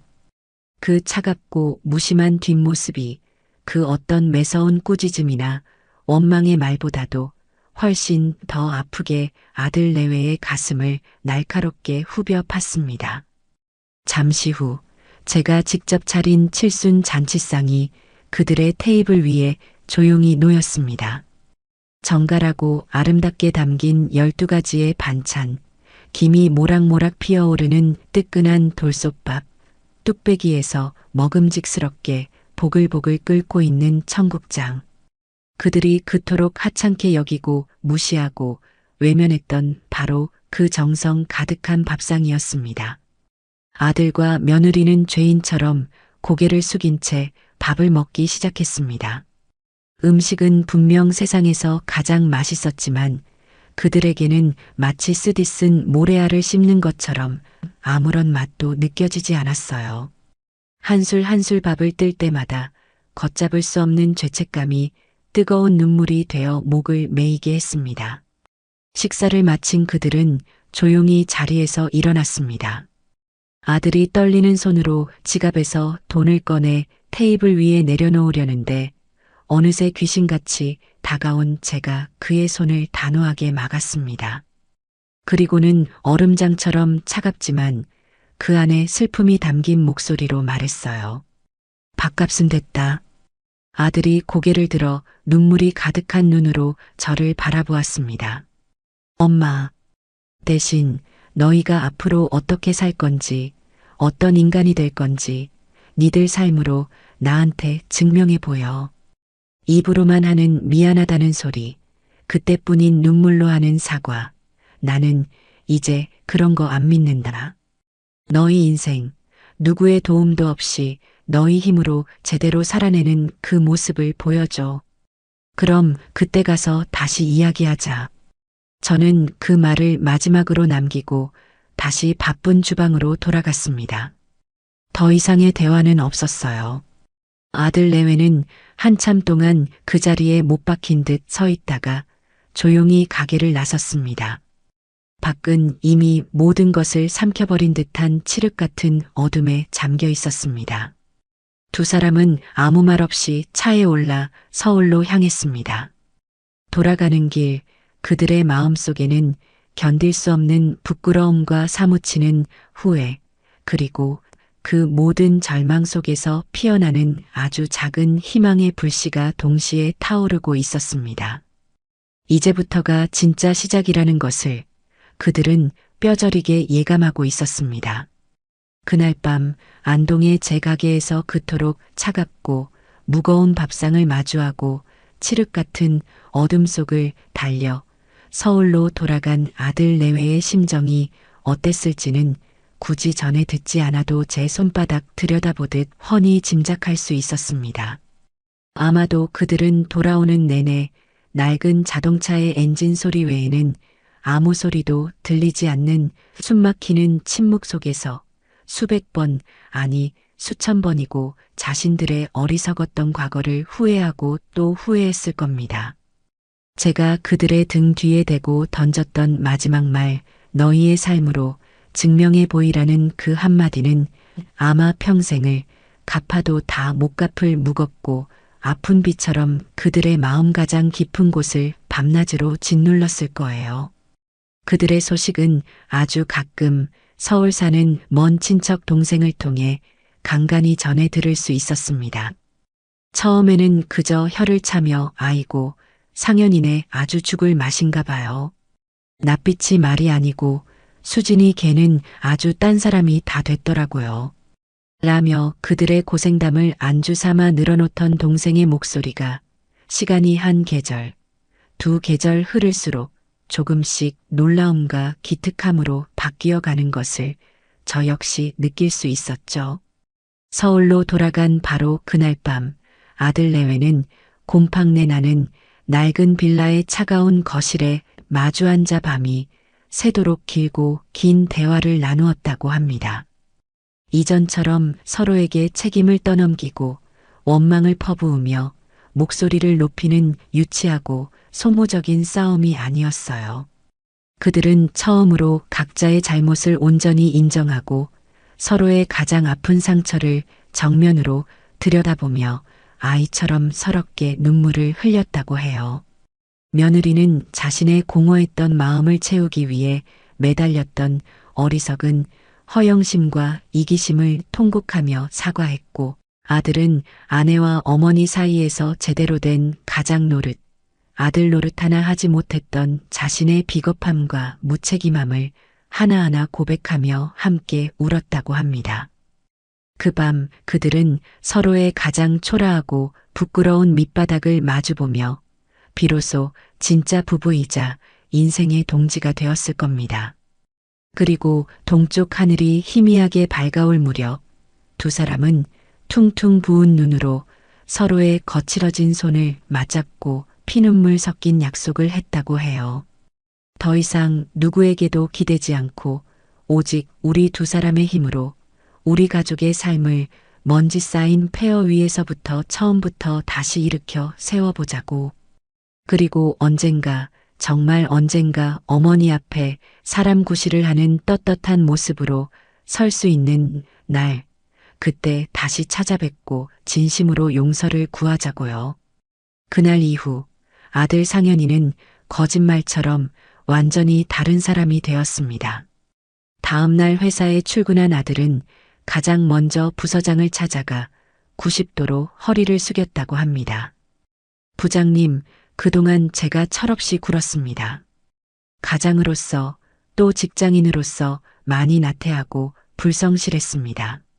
정말 죄송합니다. 앞으로는 완전히 달라진 모습을 보여드리겠습니다.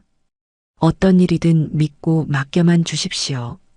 그의 갑작스러운 변화에 부서장은 물론 동료들까지 어리둥절하며 수군거렸지만 아들은 더 이상 주변의 시선에 흔들리지 않고 오직 자신의 행동으로 증명해 보이기 시작했습니다. 그는 누구보다 일찍 출근해서 사무실에 불을 켰고 가장 늦게 퇴근하며 불을 껐습니다. 동료들이 서로에게 미루며 기피하는 굳은 일이나 성공 가능성이 희박해 보이는 어려운 프로젝트를 스스로 도맡아 해결해 나갔어요. 예전처럼 회식 자리에서 상사의 비위를 맞추며 의미 없이 시간을 허비하는 대신 그 시간에 엑셀 함수 하나라도 더 배우고 프레젠테이션 자료 한 장이라도 더 꼼꼼하게 검토하며 자신의 실력을 키우는 데 몰두했습니다. 물론 그 과정이 결코 순탄하지만은 않았을 겁니다. 하루아침에 달라진 그를 저러다 며칠이나 가겠어? 라며 시기하고 비아냥거리는 동료들도 있었을 테고 여전히 그의 능력을 믿지 못하는 상사의 차가운 시선도 묵묵히 견뎌내야 했을 거예요. 하지만 아들은 예전처럼 쉽게 좌절하거나 남 탓을 하며 불평하지 않았다고 합니다. 그는 퇴근 후 지친 몸을 이끌고 집에 돌아와 새근새근 잠든 아이의 평화로운 얼굴을 보며 그리고 꿈속에서도 불쑥불쑥 나타나던 안동에서의 제 차가운 눈빛을 떠올리며 몇 번이고 다시 마음을 다잡았다고 해요. 그렇게 피눈물 나는 노력을 이어간 지 6개월이 지났을 때 회사 전체의 명운이 걸린 아주 중요한 경쟁 프레젠테이션이 열렸는데 실패의 부담감 때문에 아무도 선뜻 나서지 않는 그 일을 아들이 자원해서 맡았다고 합니다. 그는 몇 주 동안 집에 들어가지도 못하고 밤을 새워가며 자료를 준비했고 마침내 그의 진심과 노력이 오롯이 담긴 발표는 까다롭기로 소문난 거래처의 마음을 움직여 기적처럼 큰 계약을 성사시키는 쾌거를 이루었습니다.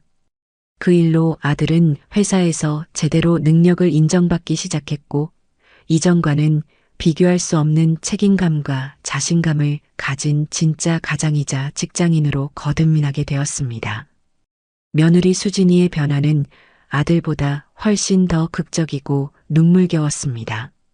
그녀는 가장 먼저 옷장 깊숙이 숨겨두었던 마지막 남은 명품 가방과 거의 신지도 않았던 비싼 구두들을 모두 중고 거래 사이트에 내다 팔았습니다.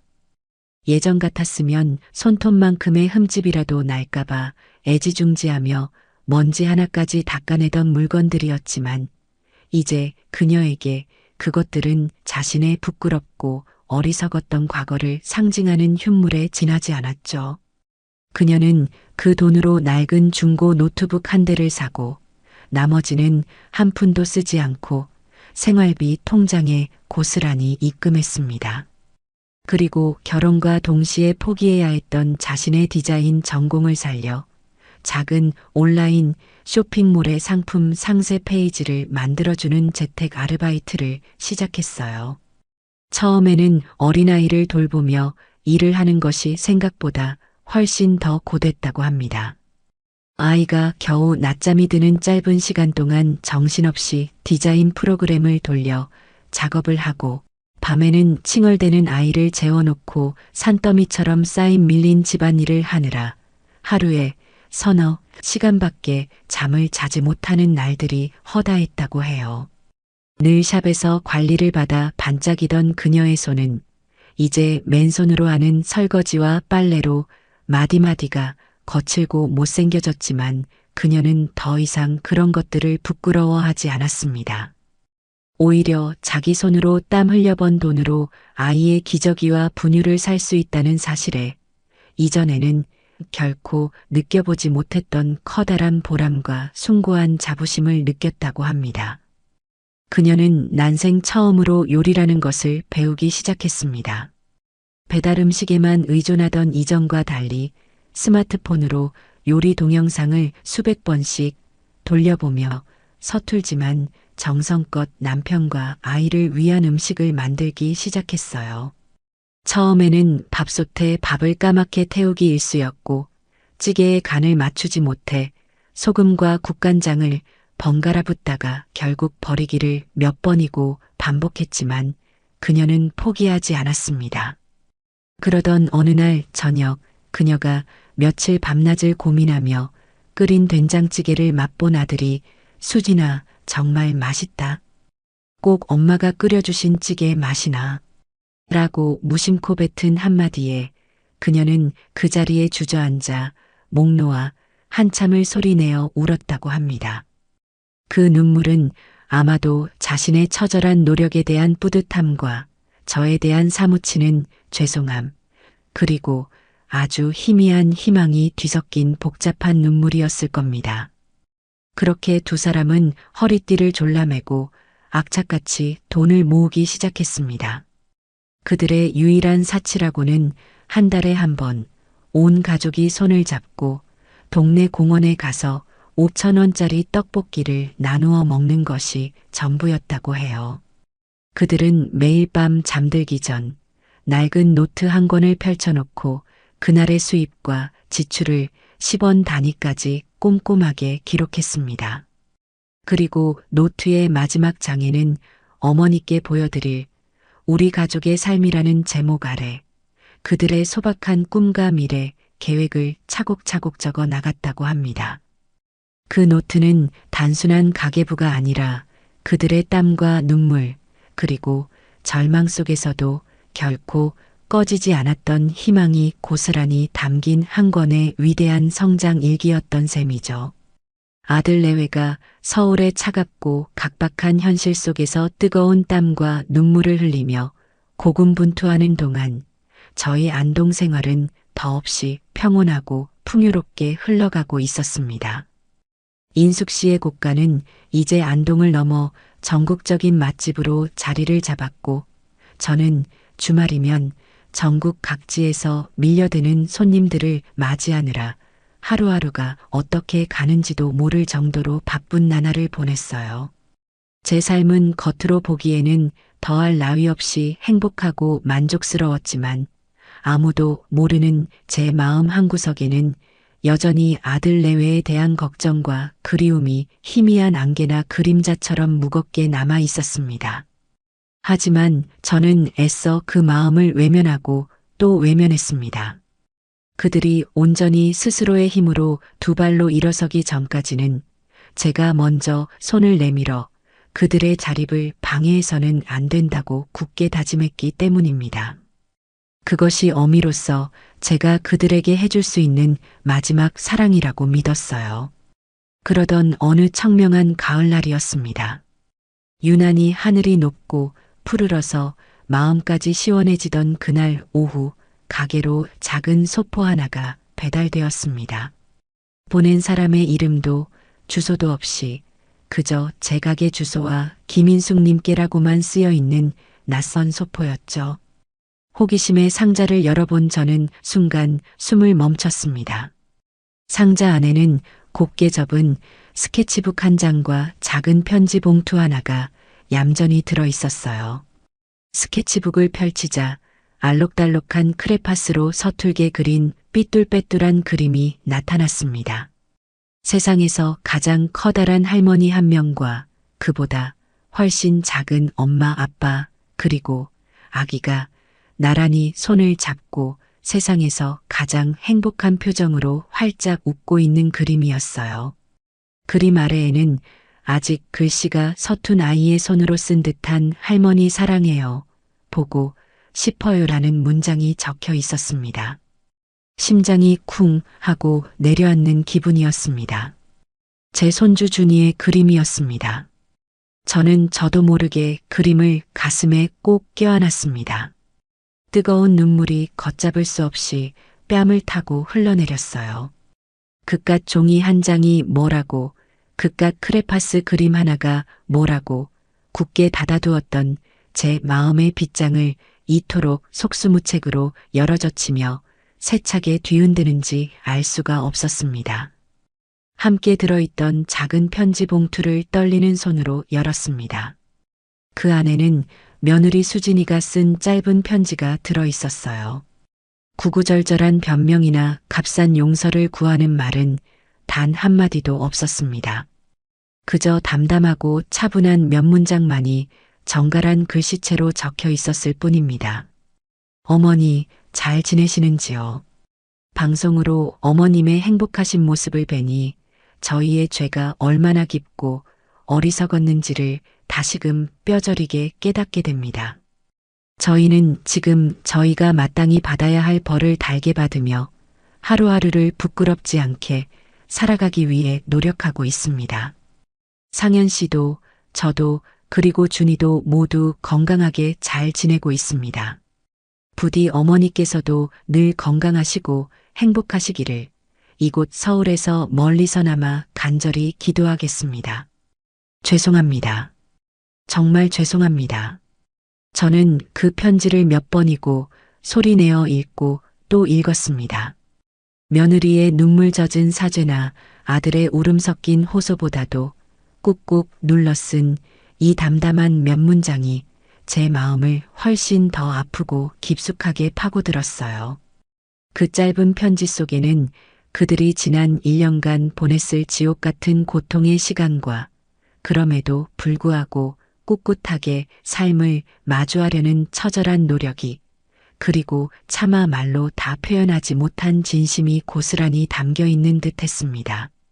그날 저녁 저는 평소보다 가게 문을 일찍 닫고 박 선생을 찾아갔습니다. 그리고는 아무 말 없이 손주의 그림과 며느리의 편지를 그의 찻상 위에 내밀었어요. 한참 동안 그것들을 번갈아 들여다보던 박 선생은 돋보기를 벗어두고는 제 손을 따뜻하게 잡아주며 말했습니다. 김 선생, 자식은 가슴에 묻는다는 말이 있지요. 아무리 멀리 떼어놓고 보지 않으려 해도 부모의 마음속에서는 단 한순간도 떠나지 않는 존재가 바로 자식이요. 이제 그만하면 되지 않았소. 저 가엾은 아이들도 충분히 뉘우치고 또 충분히 성장한 것 같은데 나무는 고요하고자 하나 바람이 그치지 않고 자식이 효도하고자 하나 부모는 기다려주지 않는다는 옛말이 있소이다. 너무 오래 외면하면 나중에 더 큰 후회를 하게 될 수도 있습니다. 용서란 타인을 위한 것이 아니라 결국 자기 자신을 위한 것이라더군. 박 선생의 지혜롭고 따뜻한 조언은 지난 1년간 제가 단단하게 쌓아 올렸던 완고했던 마음의 벽을 부드럽게 허물어 주었습니다. 그날 밤 저는 잠 못 이루고 뒤척이며 생각에 잠겼습니다. 제가 진정으로 원했던 것이 무엇이었을까? 그저 그들에게서 도망쳐 나와 저 혼자만의 행복을 누리는 것이었을까? 아니었습니다. 저는 그들이 진정으로 독립된 인격체로서 책임감 있는 어른으로서 이 세상에 바로 서기를 바랐던 것이었습니다. 그리고 이제 그들은 비록 더디고 서툴지만 스스로의 힘으로 그 험난한 길을 묵묵히 걸어가고 있었습니다. 어쩌면 이제는 제가 그들의 지친 어깨를 한 번쯤 토닥여주고 따뜻한 밥 한 끼 먹여주어도 괜찮지 않을까 그런 생각이 들기 시작했습니다. 며칠 뒤 제 가게에 아주 특별한 손님들이 찾아왔습니다. 바로 어린 아들의 손을 잡고 온 젊은 부부였어요. 그들은 제 가게의 칠순 잔치상으로 늙은 어머니의 생신을 축하해드리고 싶다며 며칠 전부터 미리 예약을 했던 손님들이었습니다. 저는 그날따라 유난히 더 정성을 다해 음식을 준비했습니다. 그리고 멀리서 그들이 식사하는 모습을 흐뭇하게 지켜보았죠.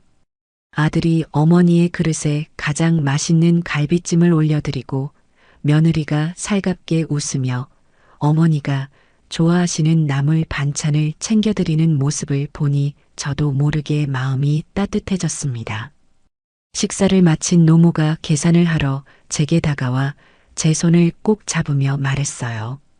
사장님 덕분에 평생 잊지 못할 생일상을 받았습니다.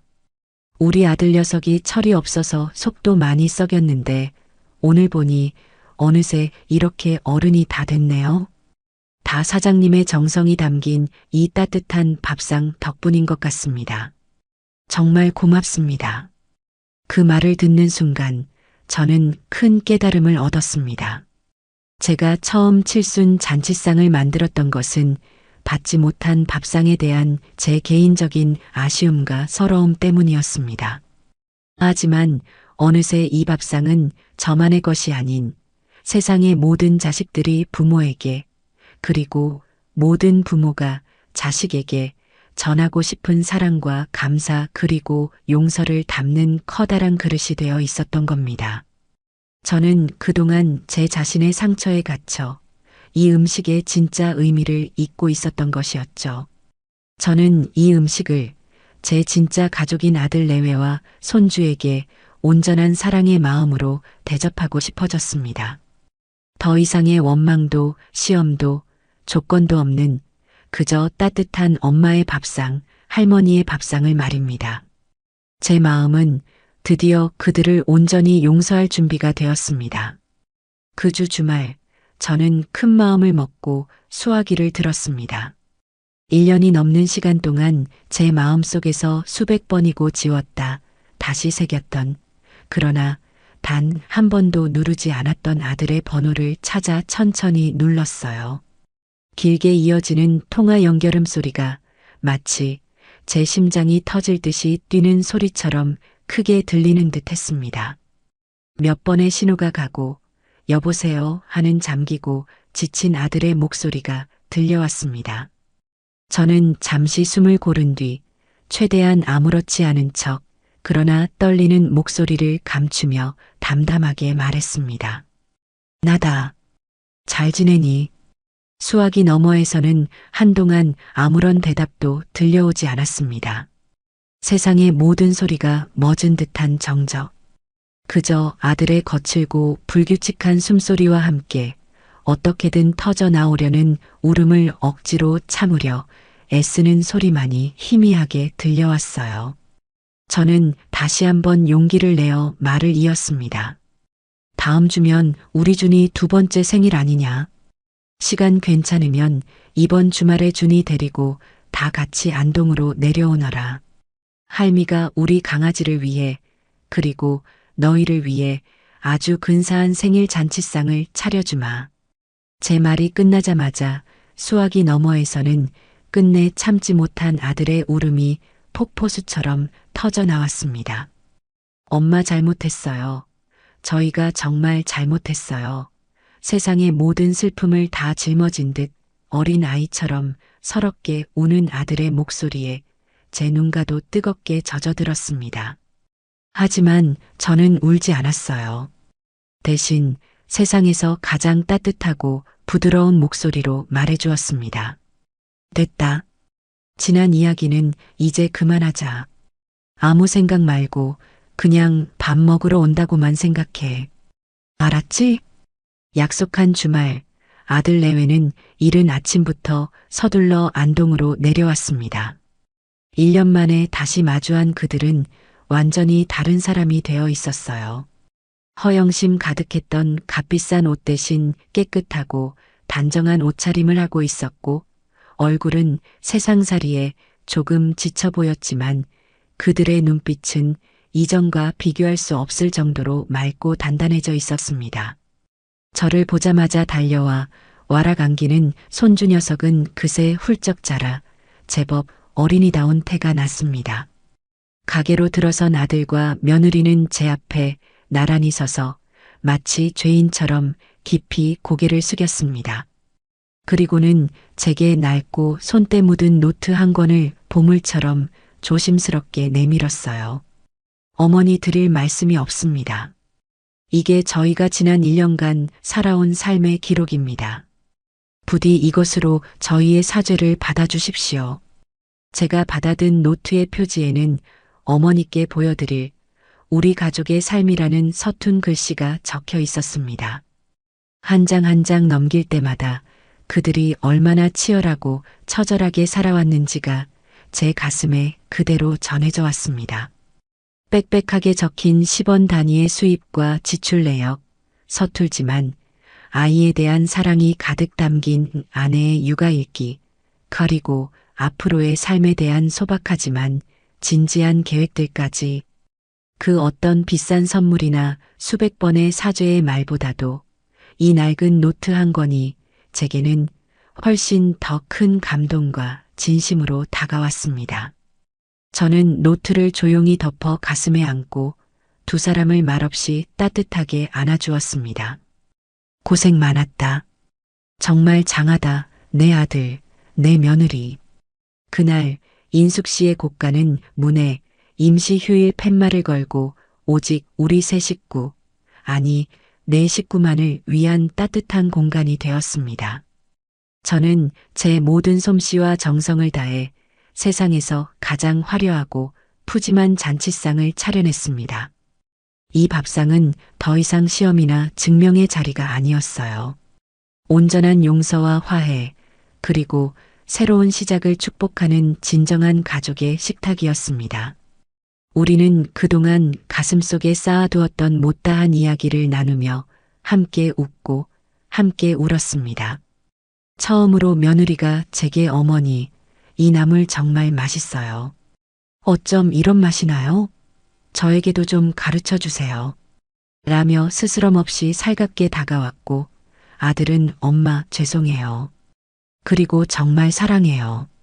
라며 제 어깨를 서툴게 주물러 주었습니다. 그 어떤 값비싼 호텔 뷔페보다도 그 어떤 화려한 파티보다도 우리 가족이 함께 모여 앉은 이 소박한 밥상이 세상에서 가장 행복하고 완벽한 식사였습니다. 며칠 후 아쉬운 마음으로 서울로 돌아가려는 아들 내외를 배웅하며 저는 그들에게 통장 하나를 건넸습니다. 그 안에는 제가 서울의 아파트를 팔고 남은 돈과 그동안 가게를 운영하며 악착같이 모은 돈이 고스란히 들어 있었어요. 아들 내외는 마치 불에 댄 듯이 기겁하며 손사래를 쳤습니다. 어머니, 안 됩니다. 저희 이제 어머니 돈에 기댈 생각 추호도 없습니다. 저희 힘으로 살겠습니다. 이 돈은 어머니 노후를 위해 쓰세요. 저는 빙그레 웃으며 아들의 손에 억지로 통장을 쥐어주었습니다. 이건 그냥 너희에게 주는 돈이 아니다. 내가 너희에게 투자하는 거지. 네, 투자라니요? 이 돈으로 서울의 인숙 씨의 곳간 2호점을 한번 열어보거라. 너희 두 사람이 어엿한 사장이 되어서 너희의 힘과 지혜로 이 가게를 멋지게 한번 이끌어 가봐. 나는 대주주이자 잔소리꾼 고문으로서 가끔 서울 올라가서 잔소리나 좀 하고 맛있는 밥이나 얻어먹을란다. 어떠냐, 이 할미의 제안이? 제 제안에 아들과 며느리는 한동안 말을 잇지 못하고 서로의 얼굴만 멍하니 바라보았습니다. 그들의 눈에는 놀라움과 감격의 눈물이 가득 고여 있었어요. 이것은 단순한 금전적 지원이 아니었습니다. 제가 그들의 노력을 온전히 믿고 인정하며 그들을 동등한 사업 파트너이자 자랑스러운 인생의 동반자로 받아들인다는 의미였으니까요. 저는 더 이상 그들의 희생양이자 돈줄이 아닌 그들의 삶을 뒤에서 묵묵히 응원하고 지지하는 든든한 언덕이 되어주기로 결심한 것이었습니다. 그렇게 우리는 과거의 아프고 부끄러운 상처를 딛고 서로를 존중하고 의지하는 훨씬 더 건강하고 단단한 새로운 형태의 가족으로 다시 태어났습니다. 저 멀리 기차에 올라 보이지 않을 때까지 눈물 흘리며 손을 흔드는 아들 내외와 손주의 모습을 바라보며 저는 제 인생 최고의 결심이 바로 모든 것을 버리고 이곳 안동으로 떠나온 것이었음을 다시 한번 깨달았습니다. 그리고 이제 저의 따뜻한 곳간은 서울에도 하나 더 생기게 될 것이었습니다. 아들은 한참 동안 제 손에 들린 통장을 바라보다가 이내 결심이 선 듯 제 손을 마주 잡고 말했습니다. 그의 목소리는 이전의 나약함 대신 단단한 책임감으로 가득 차 있었어요. 어머니, 이 돈 감사히 받겠습니다. 하지만 그냥 받지는 않겠습니다. 어머니의 귀한 돈을 허투루 쓰지 않도록 저희의 모든 것을 걸고 반드시 성공시키겠습니다. 그리고 저희가 흘린 땀으로 얻은 첫 수익금으로 어머니께 세상에서 가장 근사한 칠순 잔치상을 차려 올리겠습니다. 그때까지 부디 건강하게 저희를 지켜봐 주세요. 며느리 역시 눈물을 닦고 제게 다가와 깊이 허리를 숙였습니다. 어머니, 감사합니다. 이제는 어머니의 며느리로서 그리고 인숙 씨의 곳간 2호점의 공동대표로서 한 점 부끄럼 없는 사람이 되겠습니다. 어머니께서 제게 가르쳐 주신 음식의 맛뿐만 아니라 그 안에 담긴 정성과 사랑까지 손님들에게 온전히 전할 수 있도록 최선을 다하겠습니다. 그렇게 우리는 더 이상 서로에게 상처 주는 과거의 가족이 아닌 서로의 꿈을 응원하고 함께 미래를 만들어 나가는 든든한 동업자이자 파트너가 되었습니다. 그 후 몇 달간 저희는 눈코 뜰 새 없이 바쁜 시간을 보냈습니다.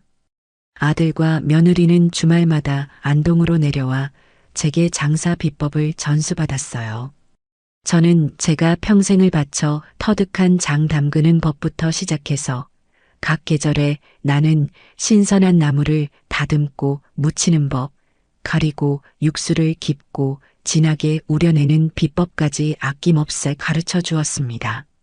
아들은 회사에서 갈고 닦은 사업 수완을 발휘해 서울에 번화가이면서도 임대료가 합리적인 최적의 가게 자리를 찾아냈고 며느리는 자신의 디자인 감각을 총동원하여 안동 본점의 고즈넉한 멋은 살리면서도 서울의 젊은 감각에 맞는 세련된 인테리어 시안을 밤새워 그려냈습니다.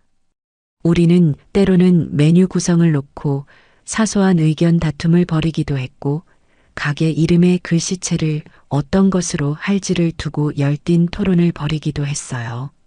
하지만 그 모든 과정은 이전처럼 서로에게 상처를 주는 감정 싸움이 아닌 더 나은 결과를 만들어내기 위한 즐겁고 행복한 과정이었습니다. 마침내 봄꽃이 만개하던 따뜻한 4월의 어느 날, 서울의 한적한 골목에 인숙 씨의 곳간, 서울이라는 이름의 작은 간판이 내걸렸습니다. 오픈 첫날, 저는 안동에서 가장 좋은 식재료를 한가득 싣고 올라가 그들의 첫 시작을 축하해 주었습니다. 가게는 며느리의 감각 덕분에 안동 본점보다 훨씬 더 아늑하고 예쁜 공간으로 꾸며져 있었고 아들은 조금은 어색하지만 자신감 넘치는 표정으로 손님들을 맞이하고 있었죠. 그날 가게는 오픈과 동시에 밀려든 손님들로 인산인해를 이루었고 아들 내외는 서툴지만 서로를 격려하며 환상의 호흡을 보여주었습니다. 저는 주방 한쪽에서 조용히 그들의 모습을 지켜보며 평생 느껴보지 못했던 커다란 뿌듯함과 행복을 느꼈습니다. 제가 그들에게 물려준 것은 단순히 돈이나 가게가 아니었습니다. 그것은 바로 스스로의 힘으로 일어서서 자기 인생의 주인이 될 수 있다는 믿음과 용기였던 것이죠. 이제 저는 안동과 서울을 오가며 회장님 소리를 듣는 행복한 할머니가 되었습니다. 안동의 본점은 저의 든든한 동업자 박 선생과 동네 어르신들이 즐겁게 운영하고 있고 서울의 2호점은 이제 제법 자리를 잡아 어엿한 맛집으로 소문이 나기 시작했어요. 저는 가끔 서울에 올라가 손주 녀석의 재롱을 보며 피로를 풀고 아들 내외에게는 잔소리꾼 고문 역할을 톡톡히 하고 있습니다. 얼마 전 어버이날이었습니다. 아들 내외는 그날 하루 가게 문을 닫고 저를 위해 아주 특별한 상을 차려주었습니다. 바로 그들이 번 돈으로 그들의 땀으로 차려낸 어머니를 위한 칠순 잔치상이었어요. 제가 평생을 바쳐 그들에게 차려주었던 그 밥상을 이제는 그들이 제게 되돌려준 것이었습니다. 서툴지만 정성이 가득 담긴 그 밥상 앞에서 우리 세 사람은 또 한 번 눈물을 흘렸습니다. 하지만 그 눈물은 더 이상 후회나 슬픔의 눈물이 아닌 감사와 사랑이 넘치는 행복의 눈물이었습니다. 저는 깨달았습니다. 진정한 가족이란 무조건적인 희생이나 일방적인 사랑으로 묶이는 관계가 아니라는 것을요. 서로가 독립된 인격체로서 각자의 삶을 존중하고 응원하며 함께 성장해 나가는 인생의 동반자. 그것이 바로 제가 그토록 찾아 헤맸던 진짜 가족의 의미였습니다. 집을 팔고 안동으로 떠났던 제 무모했던 선택은 결국 저 자신뿐만 아니라 우리 가족 모두를 구원하는 가장 위대한 선택이 되었던 것입니다.